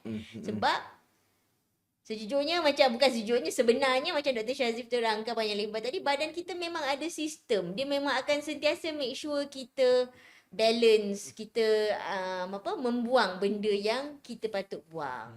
Cuma kalau yang ni tak okey sikit, yang ni akan compensate. Yang ni tak okey sikit, yang ni tak akan compensate. Tapi kalau dah teruk sangat, memang fail, barulah everything akan di-range terus. So badan kita ni sangat intelligent sebenarnya. Yes. And then itulah banyak yang berlaku adalah mereka-mereka yang ambil diet detox ini adalah banyak berlakunya nutrient deficiency lah macam kita cakap tadi. So bila nutrient deficiency ni sebenarnya badan kita dia ada mekanisme untuk menyelamatkan tubuh badan. Our body is very intelligent kan. Sebagai contohnya bila berat badan kita turun untuk sangat cepat kan, awal-awal tu dia turun cepat kan. So apa yang berlaku adalah badan kita akan membuatkan kita rasa nak makan. Kita akan main dengan you punya hormones, okay, you punya ghrelin, you punya leptin, dia akan main dengan you punya cravings juga supaya you akan makan dan makan, nak makan dan makan lah, you makan ataupun tidak bergantung kepada kekuatan iman you. Kan? Tapi ini akan lead to sebenarnya kita panggil post binge, post detox punya binge eating. Okay, so maksudnya bila dia detox, badan pun craving benda yang mungkin just maybe kadang-kadang dia craving benda-benda yang memang badan perlukan kan. Dia tak cukup fat, dia nak fat. Dia tak cukup protein, dia nak protein. Dia tak cukup karbohidrat kan, tak cukup energy, dia nak energy. Benda yang sebenarnya basic saja, yang sebenarnya sehat je pun, tapi you tak bagi. So bila you tak bagi, cuba bayangkanlah kan, Push macam je kita pula lah suruh kan. detox. Lepas tu you push pula, you buang pula kan. Lepas tu geram kan. Macam lah suami kan yang suka Mendam-mendam. yang suka nak beli motor tak pandai. baru. Motor baru. Ni analogi dia. Okay, dia nak beli motor baru kan. Tapi wife dia tak bagi kan. Macam-macam benda nak bawa. Padahal benda ni dah 10 tahun dah sebelum Kalau kahwin. yang lain yang baru. Panas pula rasa tiba-tiba. Okay. Kan dia pendam lama dah ni kan. 10 tahun dia simpan saving ni kan. Tiba-tiba wife dia kata, Bang, anniversary tahun ni rasa nak rantai emas baru lah. Habis. So dia dah pendam benda tu lah sekian lamanya. Mulalah kan. Kalau tiba-tiba dia dapat pula duit yang banyak. Itu sebab tak pandai bincang. Yes. Okay, tak apa. Yang tu topik lain. lain. Okay, itulah cara buat. Dia akan ada orang kata, mulalah dia menggunakan channel-channel lain yang tidak sihat untuk mendapatkan benda tersebut. Kan mungkin dia pinjam along kan. Itulah contohnya. Sama juga macam badan kita bila dia pendam tak dapat dia geram. Itulah yang dia akan buat. Antaranya adalah post detox binge eating. So apa yang berlaku pada waktu tu adalah dia akan makan lah. Dia akan makan suka-suka hati. Aku dah turun 10 kilo. Ini yang kita nampak dalam banyak yo-yo diet juga. Bila dia dah turun laju-laju, badan dia akan guna hormon sedalah kan. Macam kita cerita sebelum ni, hormon leptin, hormon ghrelin yang akan membuatkan anda rasa lapar. So dia akan nak. Dan tu bila dia dapat je peluang pergi makan buffet dekat mana-mana hotel ke, je cakap aku dah turun 10 kilo. Ni tak ada hal lah. Pam. At the end of the day dia makan 4,000, 5,000 kalori hari tu. Lepas tu top up balik lah sebenarnya. Itulah sebabnya berat dia akan naik balik selepas itu. Betul. Kalau dekat saya baca ni ada kajian dari Harvard juga cakap dia buat kajian untuk tengok detox in terms of nutrition dengan immunity, which is kita punya inflammation process apa semua. Kata memang ada benefit detox ni, which was apa yang kita discuss tadi lah, reduce inflammation, ada improve digestion dengan initial weight loss. Dia boleh boost lah. Tetapi drawback dia adalah nutrition deficiency macam Dr. Syazli sebut tadi, dan difficult untuk maintain detox diet ni sebab dia tak normal. Kita memang disuruh makan kan, dalam Islam pun makan sebelum lapar, berhenti sebelum kenyang. Simple je sebenarnya. Advice untuk makan ni, dia tak ada kompleks sangat nak detox apa bagai kan. So dia akan kesukaran untuk maintain detox diet and risk of binge eating post detox macam Dr. Syazli sebut tadi. Betul. So sebenarnya jangan menzalimi tubuh badan anda. It's okay for you if you want to eksperimen benda tu, experience macam mana rasanya, tapi mengikut pengalaman saya, tengok klien-klien dan sebagainya, ramai dari kalangan mereka bila dia buat benda ni pasal benda tak boleh sustain. Bila you makan macam ni, contohlah kan, tiba-tiba weekend ada pula housewarming, ada pula open house, raya pula datang kan, lepas tu ada kenduri kendara pula. Masa bila anda berlakunya benda-benda macam ni, inilah yang akan break the diet diet punya proses yang akan menyebabkan sebenarnya anda akan mudah binge eating, anda akan mudah untuk makan banyak, menyebabkan anda akan naik berat badan selepas itu. Tapi actually bagus ke kalau macam ada orang yang macam okay, disebabkan baru lepas raya, macam lepas raya, lepas kenduri, lepas balik holiday, dia buatlah detox. So ada is that something that you would advise? Atau you kata okay ke tak okay ke? Again, try to be natural as possible, natural as possible. Maksudnya nak turun berat badan tu simple je. Macam kita cakap sebelum ni, calories in, calories out. So kalau you jaga calories in tu, at least ada a bit of deficit every single day dengan you punya activity, then you akan weight So loss. lemak-lemak berlebihan, yang rendang, yang apa kambing, apa semua tu Like boleh I said, ke? kadang-kadang bila you turun berat badan tu, dia takkan datang daripada lemak pun sebenarnya. Datang daripada muscle you, datang daripada air saja. You tertipu sebenarnya. Itu sebabnya you kena tahu. Dan kalau proses diet tu is something yang a bit more gradual kan, a bit more orang kata apa, fitrah kan. Dia tidak mengganggu fitrah tubuh badan manusia yang memerlukan protein, karbohidrat dan fat, good fat ni, then it will be much more better compared to you nak tiba-tiba itulah orang kata dah buat dosa besar. Dosa besar, makan. Lepas tu nak taubat, tak tahun pergi umrah sebagai contoh kan. Ni tak ada kaitan dengan mereka yang hidup ataupun mati. Tapi itulah ibaratnya yang menyebabkan sebenarnya at the end of the day bila you buat nak all this maintain benda tu. fat diets, yes, it's very temporary dan sangat-sangat susah. And research have shown 90 to 95% those yang buat yang very strict diet ni biasanya dia akan melonjak balik berat badan dia, kadang-kadang lebih daripada sebelum dia menurunkan berat badan. Bukan apa kita tanya, sebab ramai orang kan bila dia dah buat dosa besar tu dia mulalah Dia nak taubat. nak taubat. So dia Yes. nak buat lah macam-macam kan. Nak makan, nak minum teh lah, nak bagi berak secara ekstrim tu dia rasa macam kalau boleh kalau tahi tu terapung ke keluar minyak dekat tahi tu baru dia puas hati kan. Yes. Even ada sebenarnya ubat untuk orang panggil tarik minyak ni. Tak sebutlah ubat dia kat sini, tanyalah doktor masing-masing. Tapi it's not sustainable. Betul. And of course anything you put inside your body That will be side akan ada side effect dia. So you have to educate yourself. Kalau boleh bercakap dengan doktor anda sebelum you ambil anything. Even Yes. kita tak akan bagi melainkan hanya untuk melainkan untuk orang betul-betul indicated lah. Sebab semua benda ada side effect dia, ada consequences dia. Every decision you make. So we want you to educate yourself. Betul. And also know what you put inside your body. Yes, betul. Dan saya nak tekankan kat sini jugalah, a lot of kalau kita tengok lah daripada even survey yang paling baru ni kan, NHMS katakan bahawa sebenarnya dekat Malaysia pun 2 in 5 people, okay, manusia, population kita tak cukup servings fiber dia lah, especially daripada kita punya fruits dan juga kita punya vegetable. Memang sangat-sangat tak cukup. Tak cerita pasal kanak-kanak lah, adults pun sama sahaja. So when you tak cukup you punya fiber, you kata you nak detox, tak jadilah. Because one of the component yang sebenarnya kuat untuk propagate this detoxification process dalam badan anda adalah fiber intake. So bila fiber intake anda tak cukup, itulah yang berlaku sebenarnya kan. Even kalau orang yang constipated tu pun, yang sangat susah untuk membuang tu, itu sebenarnya disebabkan diet saja kan. Lepas tu ni kata, oh doktor macam mana saya nak ada tak apa-apa supplement. Dia nak pergi supplement je dulu.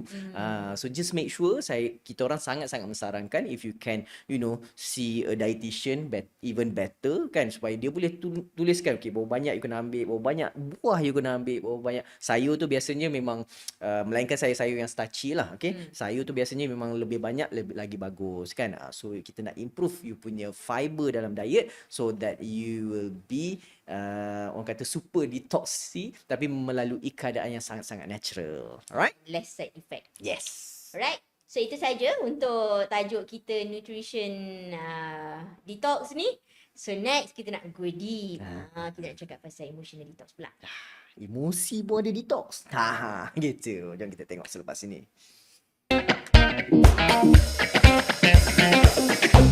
Alright, kembali kita bersama podcast Loving Life by I Live.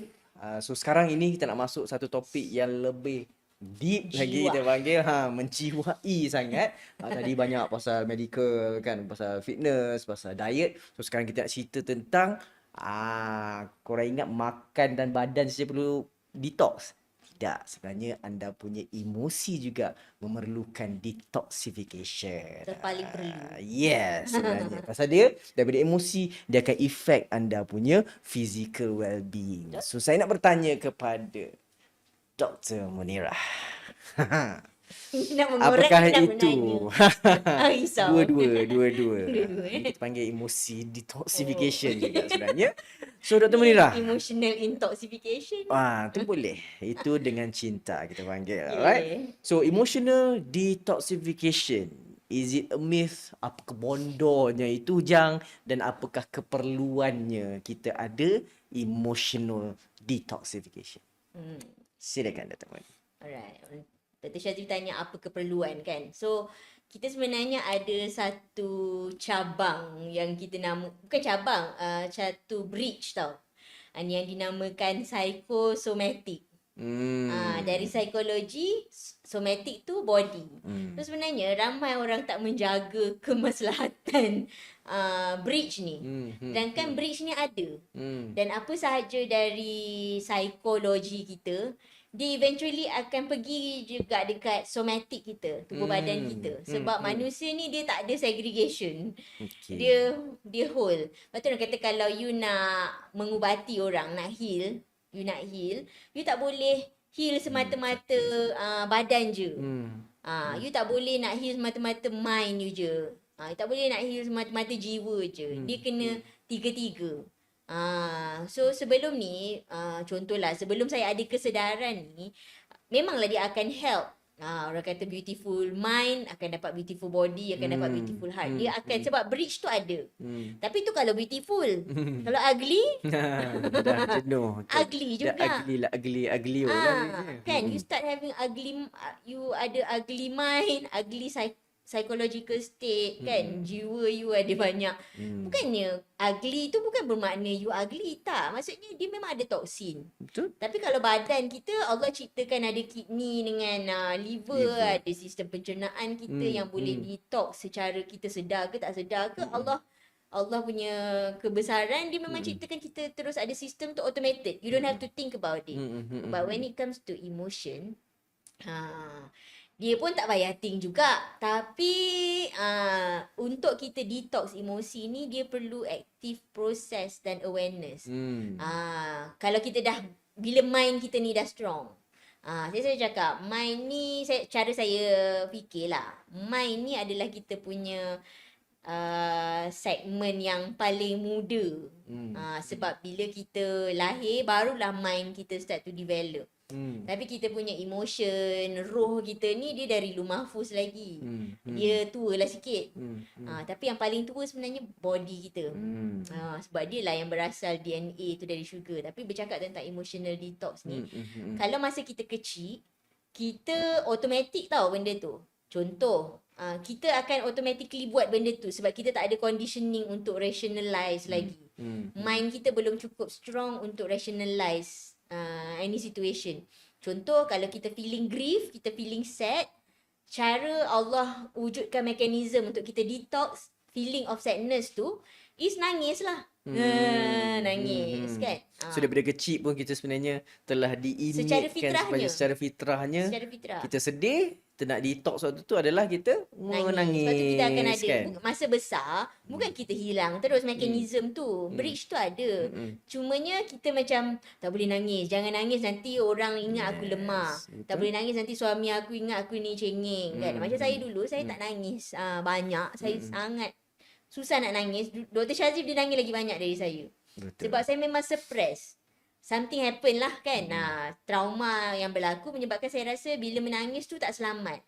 Macam saya, sebab saya banyak buat inner work, saya banyak buat hypnotherapy, saya banyak buat breath work, saya banyak buat trauma release exercises, menyebabkan saya ada awareness yang sebab masa kecil bila saya menangis, saya banyak dijaga oleh maid sebab mak ayah saya duduk doktor. Kan sibuk. So masa kecil kalau saya nangis kena kurung. So mind saya subconscious mind saya associate nangis sama dengan bahaya. Kena kurung. Duduk dalam gelap, takut. So sepatutnya itu adalah proses yang alami. Tapi saya tak nangis. Sebab tu Dr. Syazri nangis lagi banyak. Masa kita orang kahwin, Dr. Syazri berair mata. Saya relax je macam senyum, malu macam tu kan. Saya memang lebih Bollywood kita Dia panggil. Bollywood. Kan? Babak Mungkin Hindustan tu memang family saya dia kan. mudah untuk mengeluarkan air mata kan. Yes. Dia macam tu. So contoh macam kalau marah, masa kecil kan budak kecil bila marah dia buat apa? Dia tantrum. Kan? Wah, dia Jerit. stomping kan. Betul. Suka hati dia lah dia nak berguling atas jalan ke apa. That is actually emotional regulation. Tapi bila kita besar, takkanlah masa tu kan dia kita regulate, tapi bila dah meletup tu yang suami tak boleh nak handle tu sebab kita tak, bila kita dah meletup tu dia dah memang macam orang panggil banjir lah, tak terkawal. Takkanlah dekat masa tengah bengang dengan bos ni kan. Bos pula dalam meeting ni geram, takkan kau nak guling-guling kat situ. Dah akan kena buang pula kerjanya kan. Macam itulah. So macam kalau kita takut masa kecil kita akan shaking macam tu kan.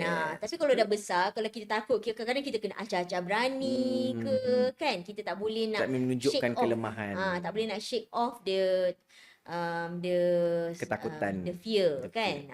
So benda ni sebenarnya mekanisme yang dah ada. Tapi bila kita, orang panggil bila mind kita ni dia semakin kuat, mind kita ni jugalah yang selalu block kita punya heart strength kita ni sebenarnya. Dan of course kita tak kata you boleh suka hati you je. Of course kita nak ada tempat yang selamat. Betul. So that is why kita kena ada schedule, atau kita perlu ada safe space, safe circle atau safe person. And ada channel yang sepatutnya yang safe, yang sesuai lah untuk sebagai you sebagai adult ni. Masa you kecil you nangis macam tu, adalah mak you, ayah you ataupun orang dewasa yang akan bantu untuk regulate you kan. Budak kecil pun bila dia dah detox, dia dah regulate tu dia okey lah.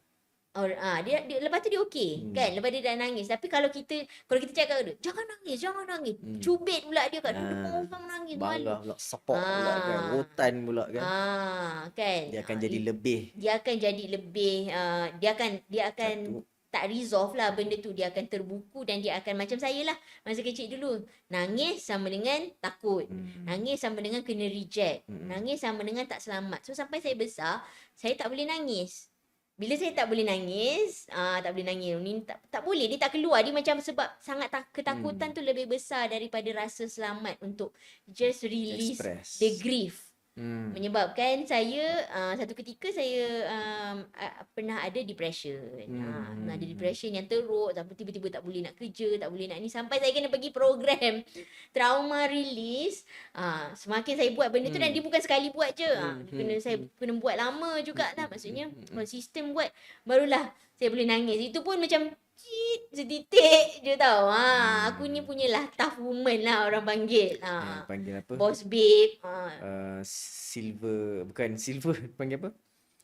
Iron Lady. Iron Lady. Gitu. Iron Lady ni kan kalau dia basah nanti berkarat pula. So dia memang tak ada keluar air-air kat tepi-tepi dia, supaya dia menunjukkan lah macam aku tough, tak apa. Itulah kita panggil bila power of masculine dekat feminine ataupun female body melebihi daripada dia punya feminine power kan. Betul, tak regulated. Tidak regulated. So when it comes to weight loss pula ataupun your overall health, bila you tak ada method untuk emotional regulation ni, a lot of studies, contohnya American Psychological Association pun cakap mindfulness, dia ada buat study tentang mindfulness and weight loss. Bila you jenis orang yang tak regulated, dah salah you tak mindful. Betul.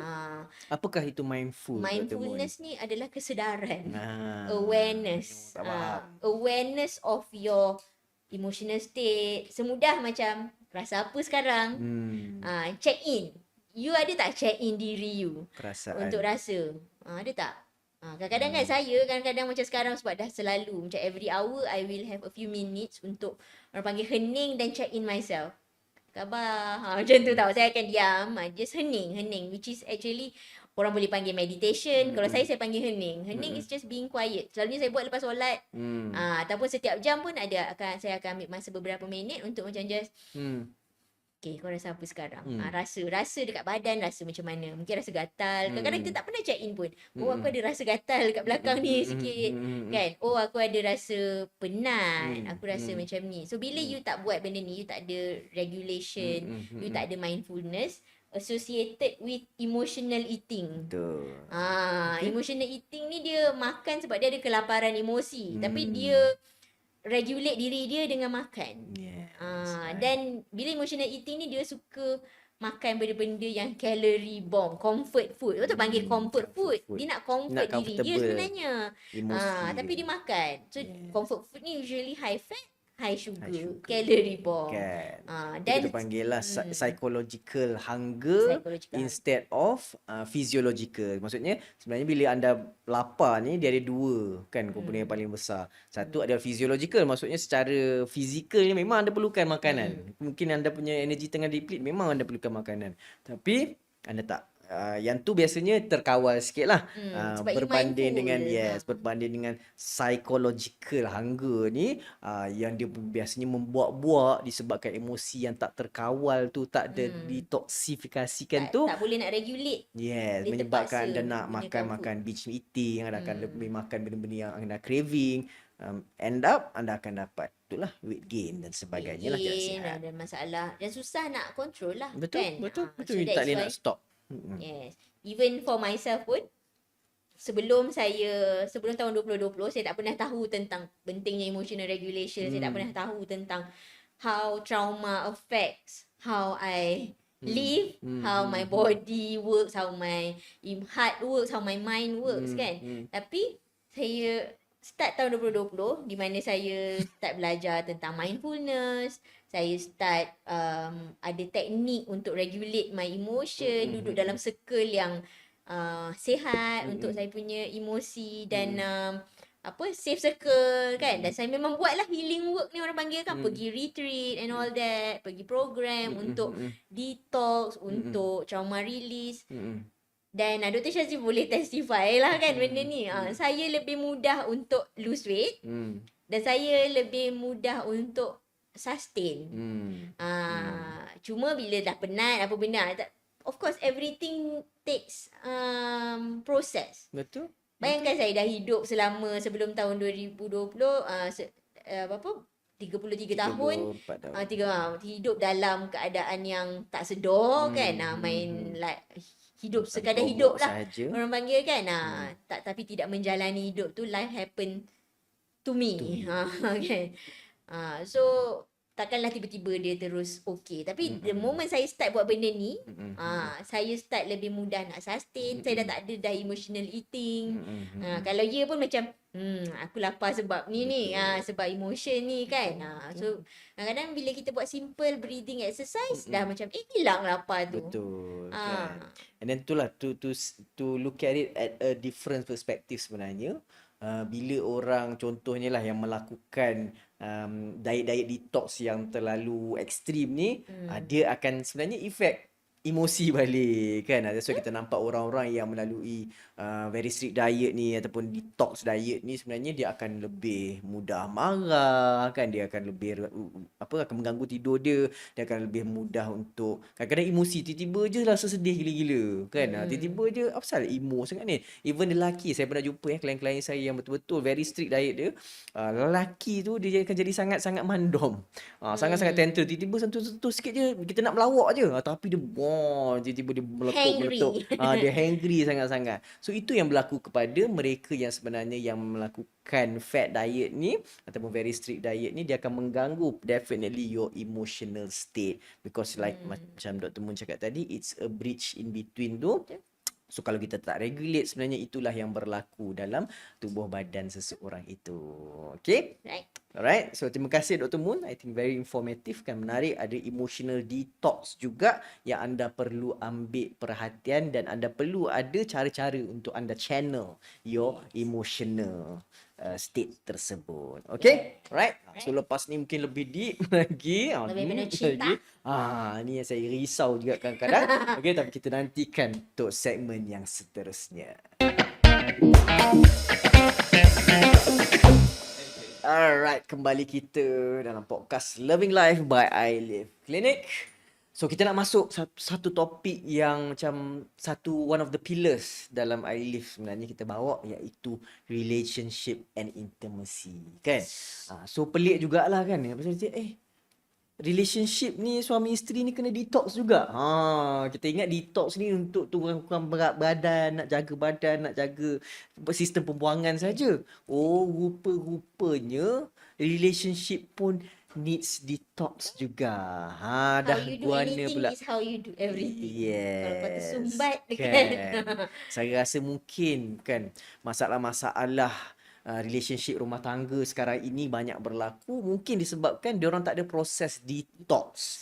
But actually what is kan relationship detox ni sebenarnya? Kan adakah dua-dua kena minum jus jus rumput kan, ataupun ia lebih daripada itu? Silakan Datuk. Of course dia adalah lebih daripada itu. Gitu. Alright. Definitely. So konsep relationship detox ni saya suka nak definekan sebagai proses untuk remove apa-apa yang tak serve us dalam relationship. Okay. Itu orang selalu panggil toxic people in our life, or even toxic behaviours yang orang sekeliling buat pada kita lah. Kan, maksudnya kita kena communicate what is it yang contoh pasangan, sebab pasangan ni memang kita tak boleh lari lah kan. You have your life dah intertwined kan. Mungkin you dah ada kehidupan bersama, dah ada anak bersama, dah ada a lot of things built together. Sebab tu lah kalau bercerai tu bergegar Arash kan namanya, sebab dah sangat intertwined. Tapi kalau pasangan kita tu ada toxic behaviours dengan kita kena state our boundaries, ataupun kita kena detoxkan benda-benda yang boleh intoxicate kita punya social network. Sebab kalau dalam WHO pun definition of health is bila you are well in your physical aspect, your mental and emotional, and also social. Kalau you sihat macam mana pun secara fizikal, you sihat macam mana pun secara emosi dan mental, maksudnya tak ada depression, tak ada anxiety, you okay. Tapi you duduk dalam toxic environment. Environment you sekeliling you, macam mana komunikasi you dengan pasangan, macam mana the dynamic of your family and at your workplace or the community around you adalah toxic. So maknanya you tak sihat. Boleh tak Dr. Mun bagi contoh lah, okay, toxic dari segi mungkin pasangan lah, suami isteri tu macam mana? So how do you define, toxic kan? Kita tahu toksin ni ialah something yang datangkan mudarat lah kepada badan. So macam toksin in a relationship ni macam mana pula? Itulah dia. Memudaratkan. Contoh yang mudah adalah orang yang memudaratkan. Contoh you tahu dah orang ni dah lah dia tak serve you pun. Maksudnya contoh paling mudah, dia tak bayar pun bil air, bil api kau, bil phone kau. Dia tak bayar. Dia tak bagi pun, nafkah. Dia tak bagi pun nafkah kat kau ke kan. Dia tak ada kepentingan dalam hidup you. Tapi dia bercakap, bila dia whatever dia cakap tu affect sangat hidup you. Menyebabkan you feel down, menyebabkan you doubt yourself, meragui diri you, menyebabkan you don't feel good about yourself, menyebabkan you buat berbenda buang masa, contohnya pergi stalk Facebook dia kan. Pergi stalk dia. Contohlah kan, macam saya ni sebelum ni banyak work on relationship, banyak jadi orang panggil relationship coach. Saya pernah jadi relationship coach dan saya banyak bantu wanita yang ada masalah orang ketiga dalam rumah tangga dia, yang selalu menyebabkan masalah dalam rumah tangga. Bila wanita dalam keadaan macam ni, kiranya orang ketiga tu toksik untuk dia. Kan? Apa yang orang ketiga tu buat, orang ketiga ni pun kadang-kadang melampau juga. Dia pergi message pula bini orang tu kan, cakap saya dah ada hubungan dengan suami awak kan. Ni Well dah apa benda kan. Ini sensasi betul ni. Kadang-kadang melampau juga kan. Ataupun apa yang orang-orang cakap sekeliling kan. Dia toksik lah sebenarnya, sebab dia dah lah tak ada kepentingan dekat you. Lepas tu dia buat apa orang panggil? Lahar pula kan. Dalam hidup you. Lepas tu you pergi layan dia. You spend your energy, your time kan. Kenapa suami aku suka dia? Kenapa Kan, kan? selidik pula kan, cari apa beza dia dengan aku kan. Sebenarnya tak benda tu toxic for you. Manusia-manusia yang toxic. Contoh orang yang mulut orang panggil puaka ni kan. Orang-orang ni toksik. Orang yang kuat mengumpat kan. Yang bercakap-cakap pasal orang ni bermakna kalau dia boleh bercakap pasal orang depan you, bermakna kat belakang you dia boleh cakap pasal you juga. Orang-orang ni toksik sebenarnya. Bagaimana orang-orang yang narsisis. Sekarang ni banyak narsisis kan dia panggil. Kan? Suami aku narsisis. Banyak je kan. Benda-benda orang-orang manusia-manusia yang toksik ni lah. Especially kalau dia tak ada manfaat dalam hidup you. You memang kena detox dia. Cara dia bina boundaries lah. Say no. Okay. Contoh, kalau you memang boleh avoid dia. Contohlah orang tu orang ketiga. Memang you tak duduk dengan dia. Dia tak ada dalam hidup you. Contohlah, kalau dia bukan boss you, dia bukan, tak ada kepentingan, block je dia. Ataupun just say no. Ataupun orang yang cakap dengan you yang you tak selesa. Make it a habit. You have to develop your sense of self-worth so that you tak canggung untuk cakap, no, saya tak selesa lah. Maafkan saya, I have to leave. I don't feel comfortable. Dulu benda ni, yelah kita macam, orang panggil Asian ni kan macam sopan santun, anak ramah Melayu. mesra. Ramah mesra, courtesy orang panggil kan. Duduklah juga walaupun macam gegam, tak puas hati, tak seronok kan. Tapi I think for your well-being and also for your weight management, sebenarnya it's not good untuk you biarkan diri you. Kalau you tak selesa, you have to biasakan diri bercakap. Say that you tak selesa. Contoh macam anak-anak pun kan, kita kena ajar dari dia kecil lagi. Kalau dia tak selesa dengan sesuatu perkara, you can say stop. That hurts. Kan? Contoh saya dengan Dr. Shazif sebelum ni, nak cakap dekat dia, kadang-kadang dia tak aware, dia ingat dia bergurau. Dia ingat benda tu lawak.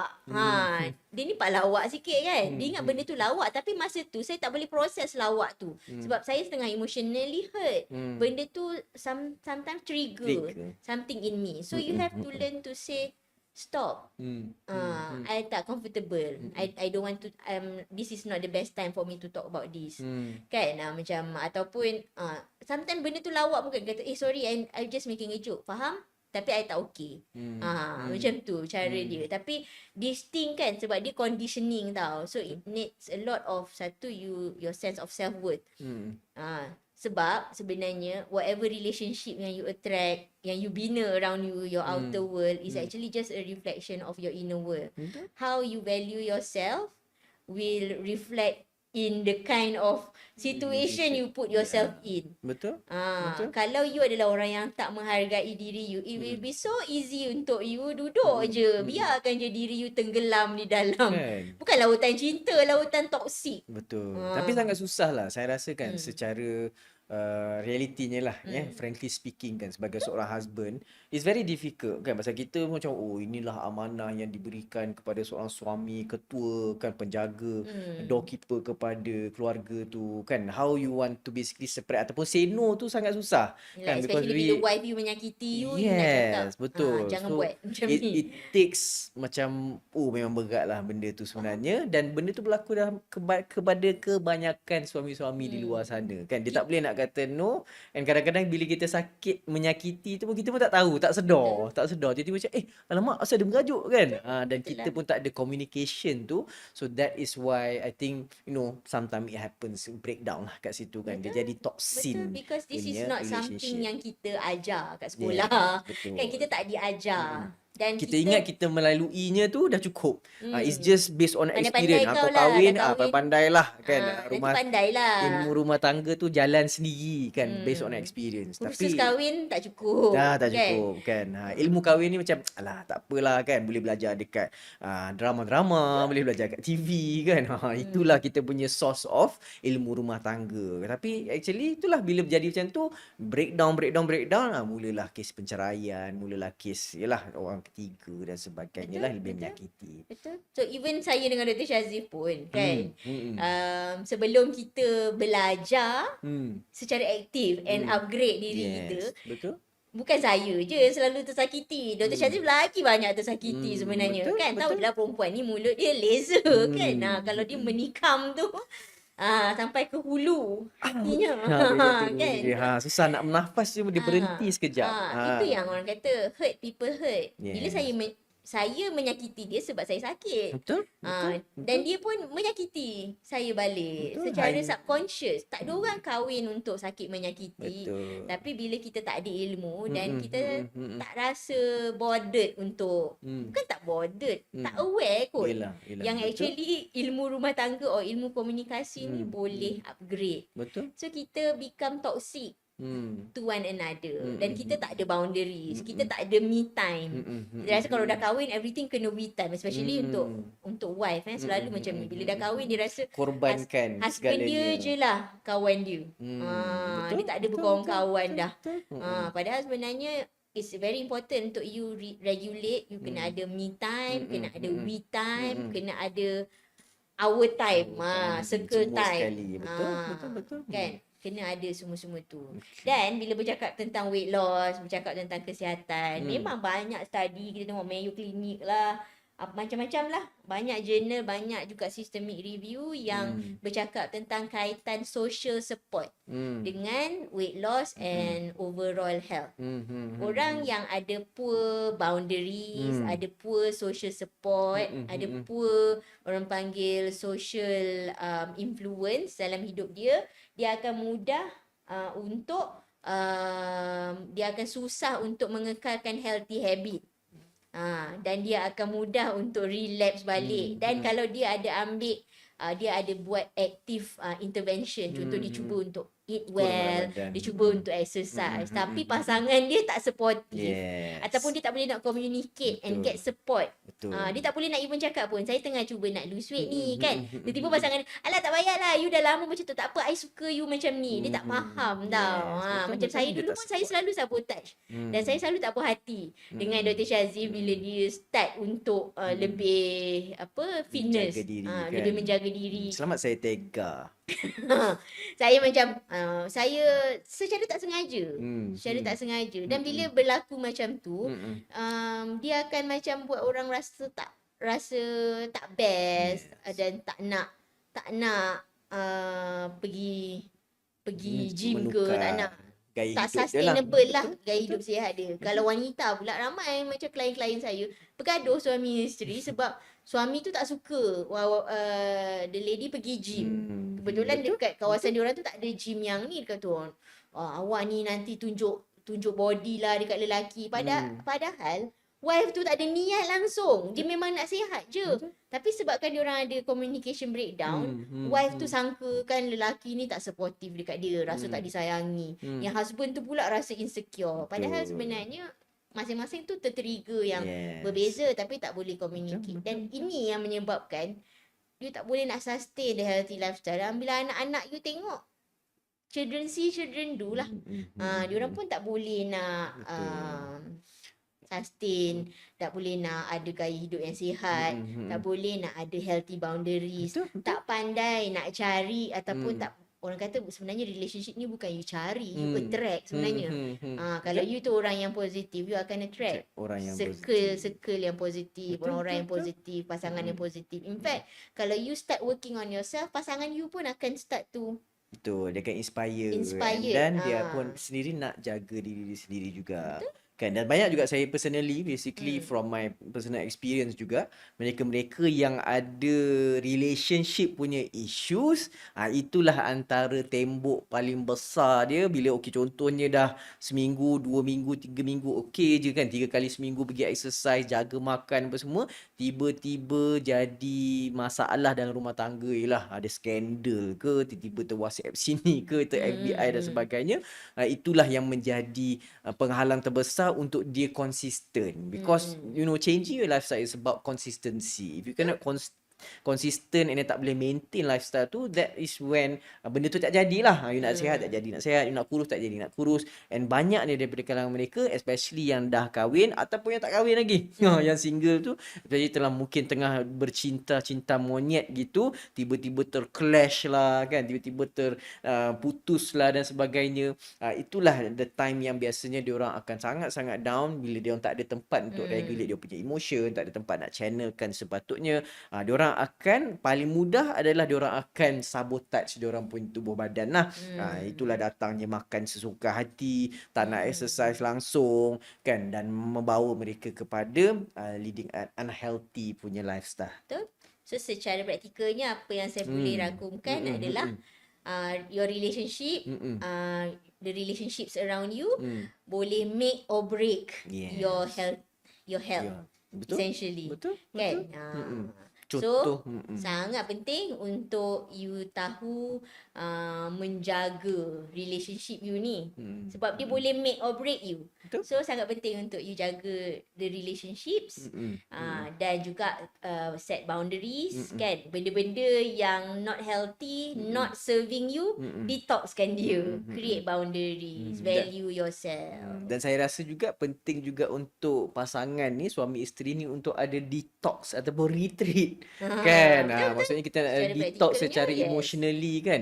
So you kena ada retreat-retreat yang sebenarnya membantu untuk connect kan antara pasangan ni dan juga heal sama-sama. Saya rasa kalau benda tu berlaku, it's very very powerful. Basically dia akan tukar anda punya life secara couple, secara berpasangan, dan untuk tempoh masa yang lebih lama dan mudah untuk konsisten bila anda berubah dengan cinta. Betul. Dan kalau you punya surrounding tak support you, carilah. Carilah. Boleh je tukar. Betul. Cari support group. Yes, Cari support circle. circle yang kalau kita nak buat satu perubahan dalam hidup, cara paling mudah untuk you konsisten adalah you kena ada support circle. Yes. Support circle yang macam mana? Yang work towards what you are working towards lah. Betul. Kalau you The nak same lebih fit, goal. same goal. Same Ada same motivation. cabaran, ada same goal, nak capai benda yang sama, ataupun sedang berhadapan dengan cabaran yang sama. Yeah. Then you akan capai orang panggil shared goal tu dengan lebih konsisten, lebih gembira, lebih rasa supported dan disayangi. Betul, loving life. So, banyak dah kita cerita tentang detox ni daripada awal tadi, secara medical, secara fitness, secara diet kan, emosi, dan juga last sekali adalah relationship. So hopefully anda learn one thing or two. Basically yang paling penting adalah the practical part of all of this, dan yang penting anda amalkan juga dalam kehidupan anda seharian. Okay, so now you know what to detox, what not to detox, what to take, what not to take. So pastikan anda menjaga, mengubah cara hidup anda supaya anda secara naturalnya pun boleh detox your life into a loving life. Terima kasih kepada semua. Saya Coach Dr. Shazif. Saya Dr. Moon. Jumpa lagi dalam sesi podcast yang seterusnya. Assalamualaikum, salam sihat. Detox-detoxlah diri anda. Bye. Hai, Assalamualaikum. Saya Coach Dr. Shazif. Dan saya Dr. Moon, founder dan co-founder iLive Clinic, dan kepakaran kami ialah membantu high performing leaders and professionals yang tiba-tiba rasa down, dia dah susah-susah membina karier dan kekayaan tapi tak seronok pula dengan kehidupan. Yang tiba-tiba rasa hilang semangat nak teruskan kejayaan bila rasa badan tak sihat dan hilang confident bila badan tak elok, energi ke laut, emosi berat, burnout, stres dan anxious. Hubungan dengan pasangan dan orang sekeliling pun ke laut sampai tiba-tiba confused untuk apa aku buat apa yang aku buat selama ni Inilah diri kami dulu, dan kini kami nak bantu pula high performers ni untuk kembali menikmati kehidupan dengan personalized program and interventions di iLive Clinic and Wellness yang meliputi aspek kesihatan, fitness, nutrition, mental and emotional health, as well as relationship and sexual health. Sehingga anda mampu kembali menikmati dan rasa seronok menjalani kehidupan anda yang sangat bahagia, perform better, fly higher and live healthy, fulfill and longer. Adakah anda struggle dengan berat badan? Rasa tak confident dengan body? Tak pasti apa punca dan macam kena berperang je dengan emosi dan energi sampai terganggu produktiviti, hubungan dan keintiman dengan pasangan. Tertanya-tanya, anda ada masalah hormon ke? Penyakit ke? Serius ke tak sebenarnya? Boleh ke tak boleh biarkan je? Rasa macam masih hidup tapi tak benar-benar hidup. Macam dah mati sebelum mati. Dan kembali hidup is for you. Melalui Kembali Hidup, kami adakan webinar mingguan kami di mana kami akan berinteraksi dengan anda dan kongsikan stories, tips dan practical solution yang evidence-based dan step by step untuk anda. Supaya anda dapat segala jawapan kepada persoalan anda dan selesaikan isu berat badan, kesihatan dan kesulitan yang selama ini membelenggu anda. Anda juga akan dijemput menyertai dan engage di komuniti atau circle kembali hidup di mana anda dapat bertanya, berkongsi, dapat jawapan untuk lebih menikmati hidup anda. Dan jemput juga anda untuk dorongkan diri anda untuk kekal aktif dan join weekly community workout bersama legend kami Coach Amir Yazman. Kami juga akan check in hari-hari dengan anda dan share macam-macam story, tips untuk anda menikmati hidup anda. Dan jeng, stand a chance untuk menangi pelbagai hadiah menarik dari penaja kami untuk anda setiap minggu. Jangan tunggu lagi. Kalau bukan kembali hidup, apa lagi yang anda nak buat supaya anda kembali menikmati dan menghargai nikmat hidup dan kesihatan anda? Kalau bukan sekarang, bila lagi nak mula menikmati hidup tu? Best korang bila dapat kembali hidup. Daftar sekarang di link tertera dan kami jumpa anda di Kembali Hidup. It's time to reclaim your life.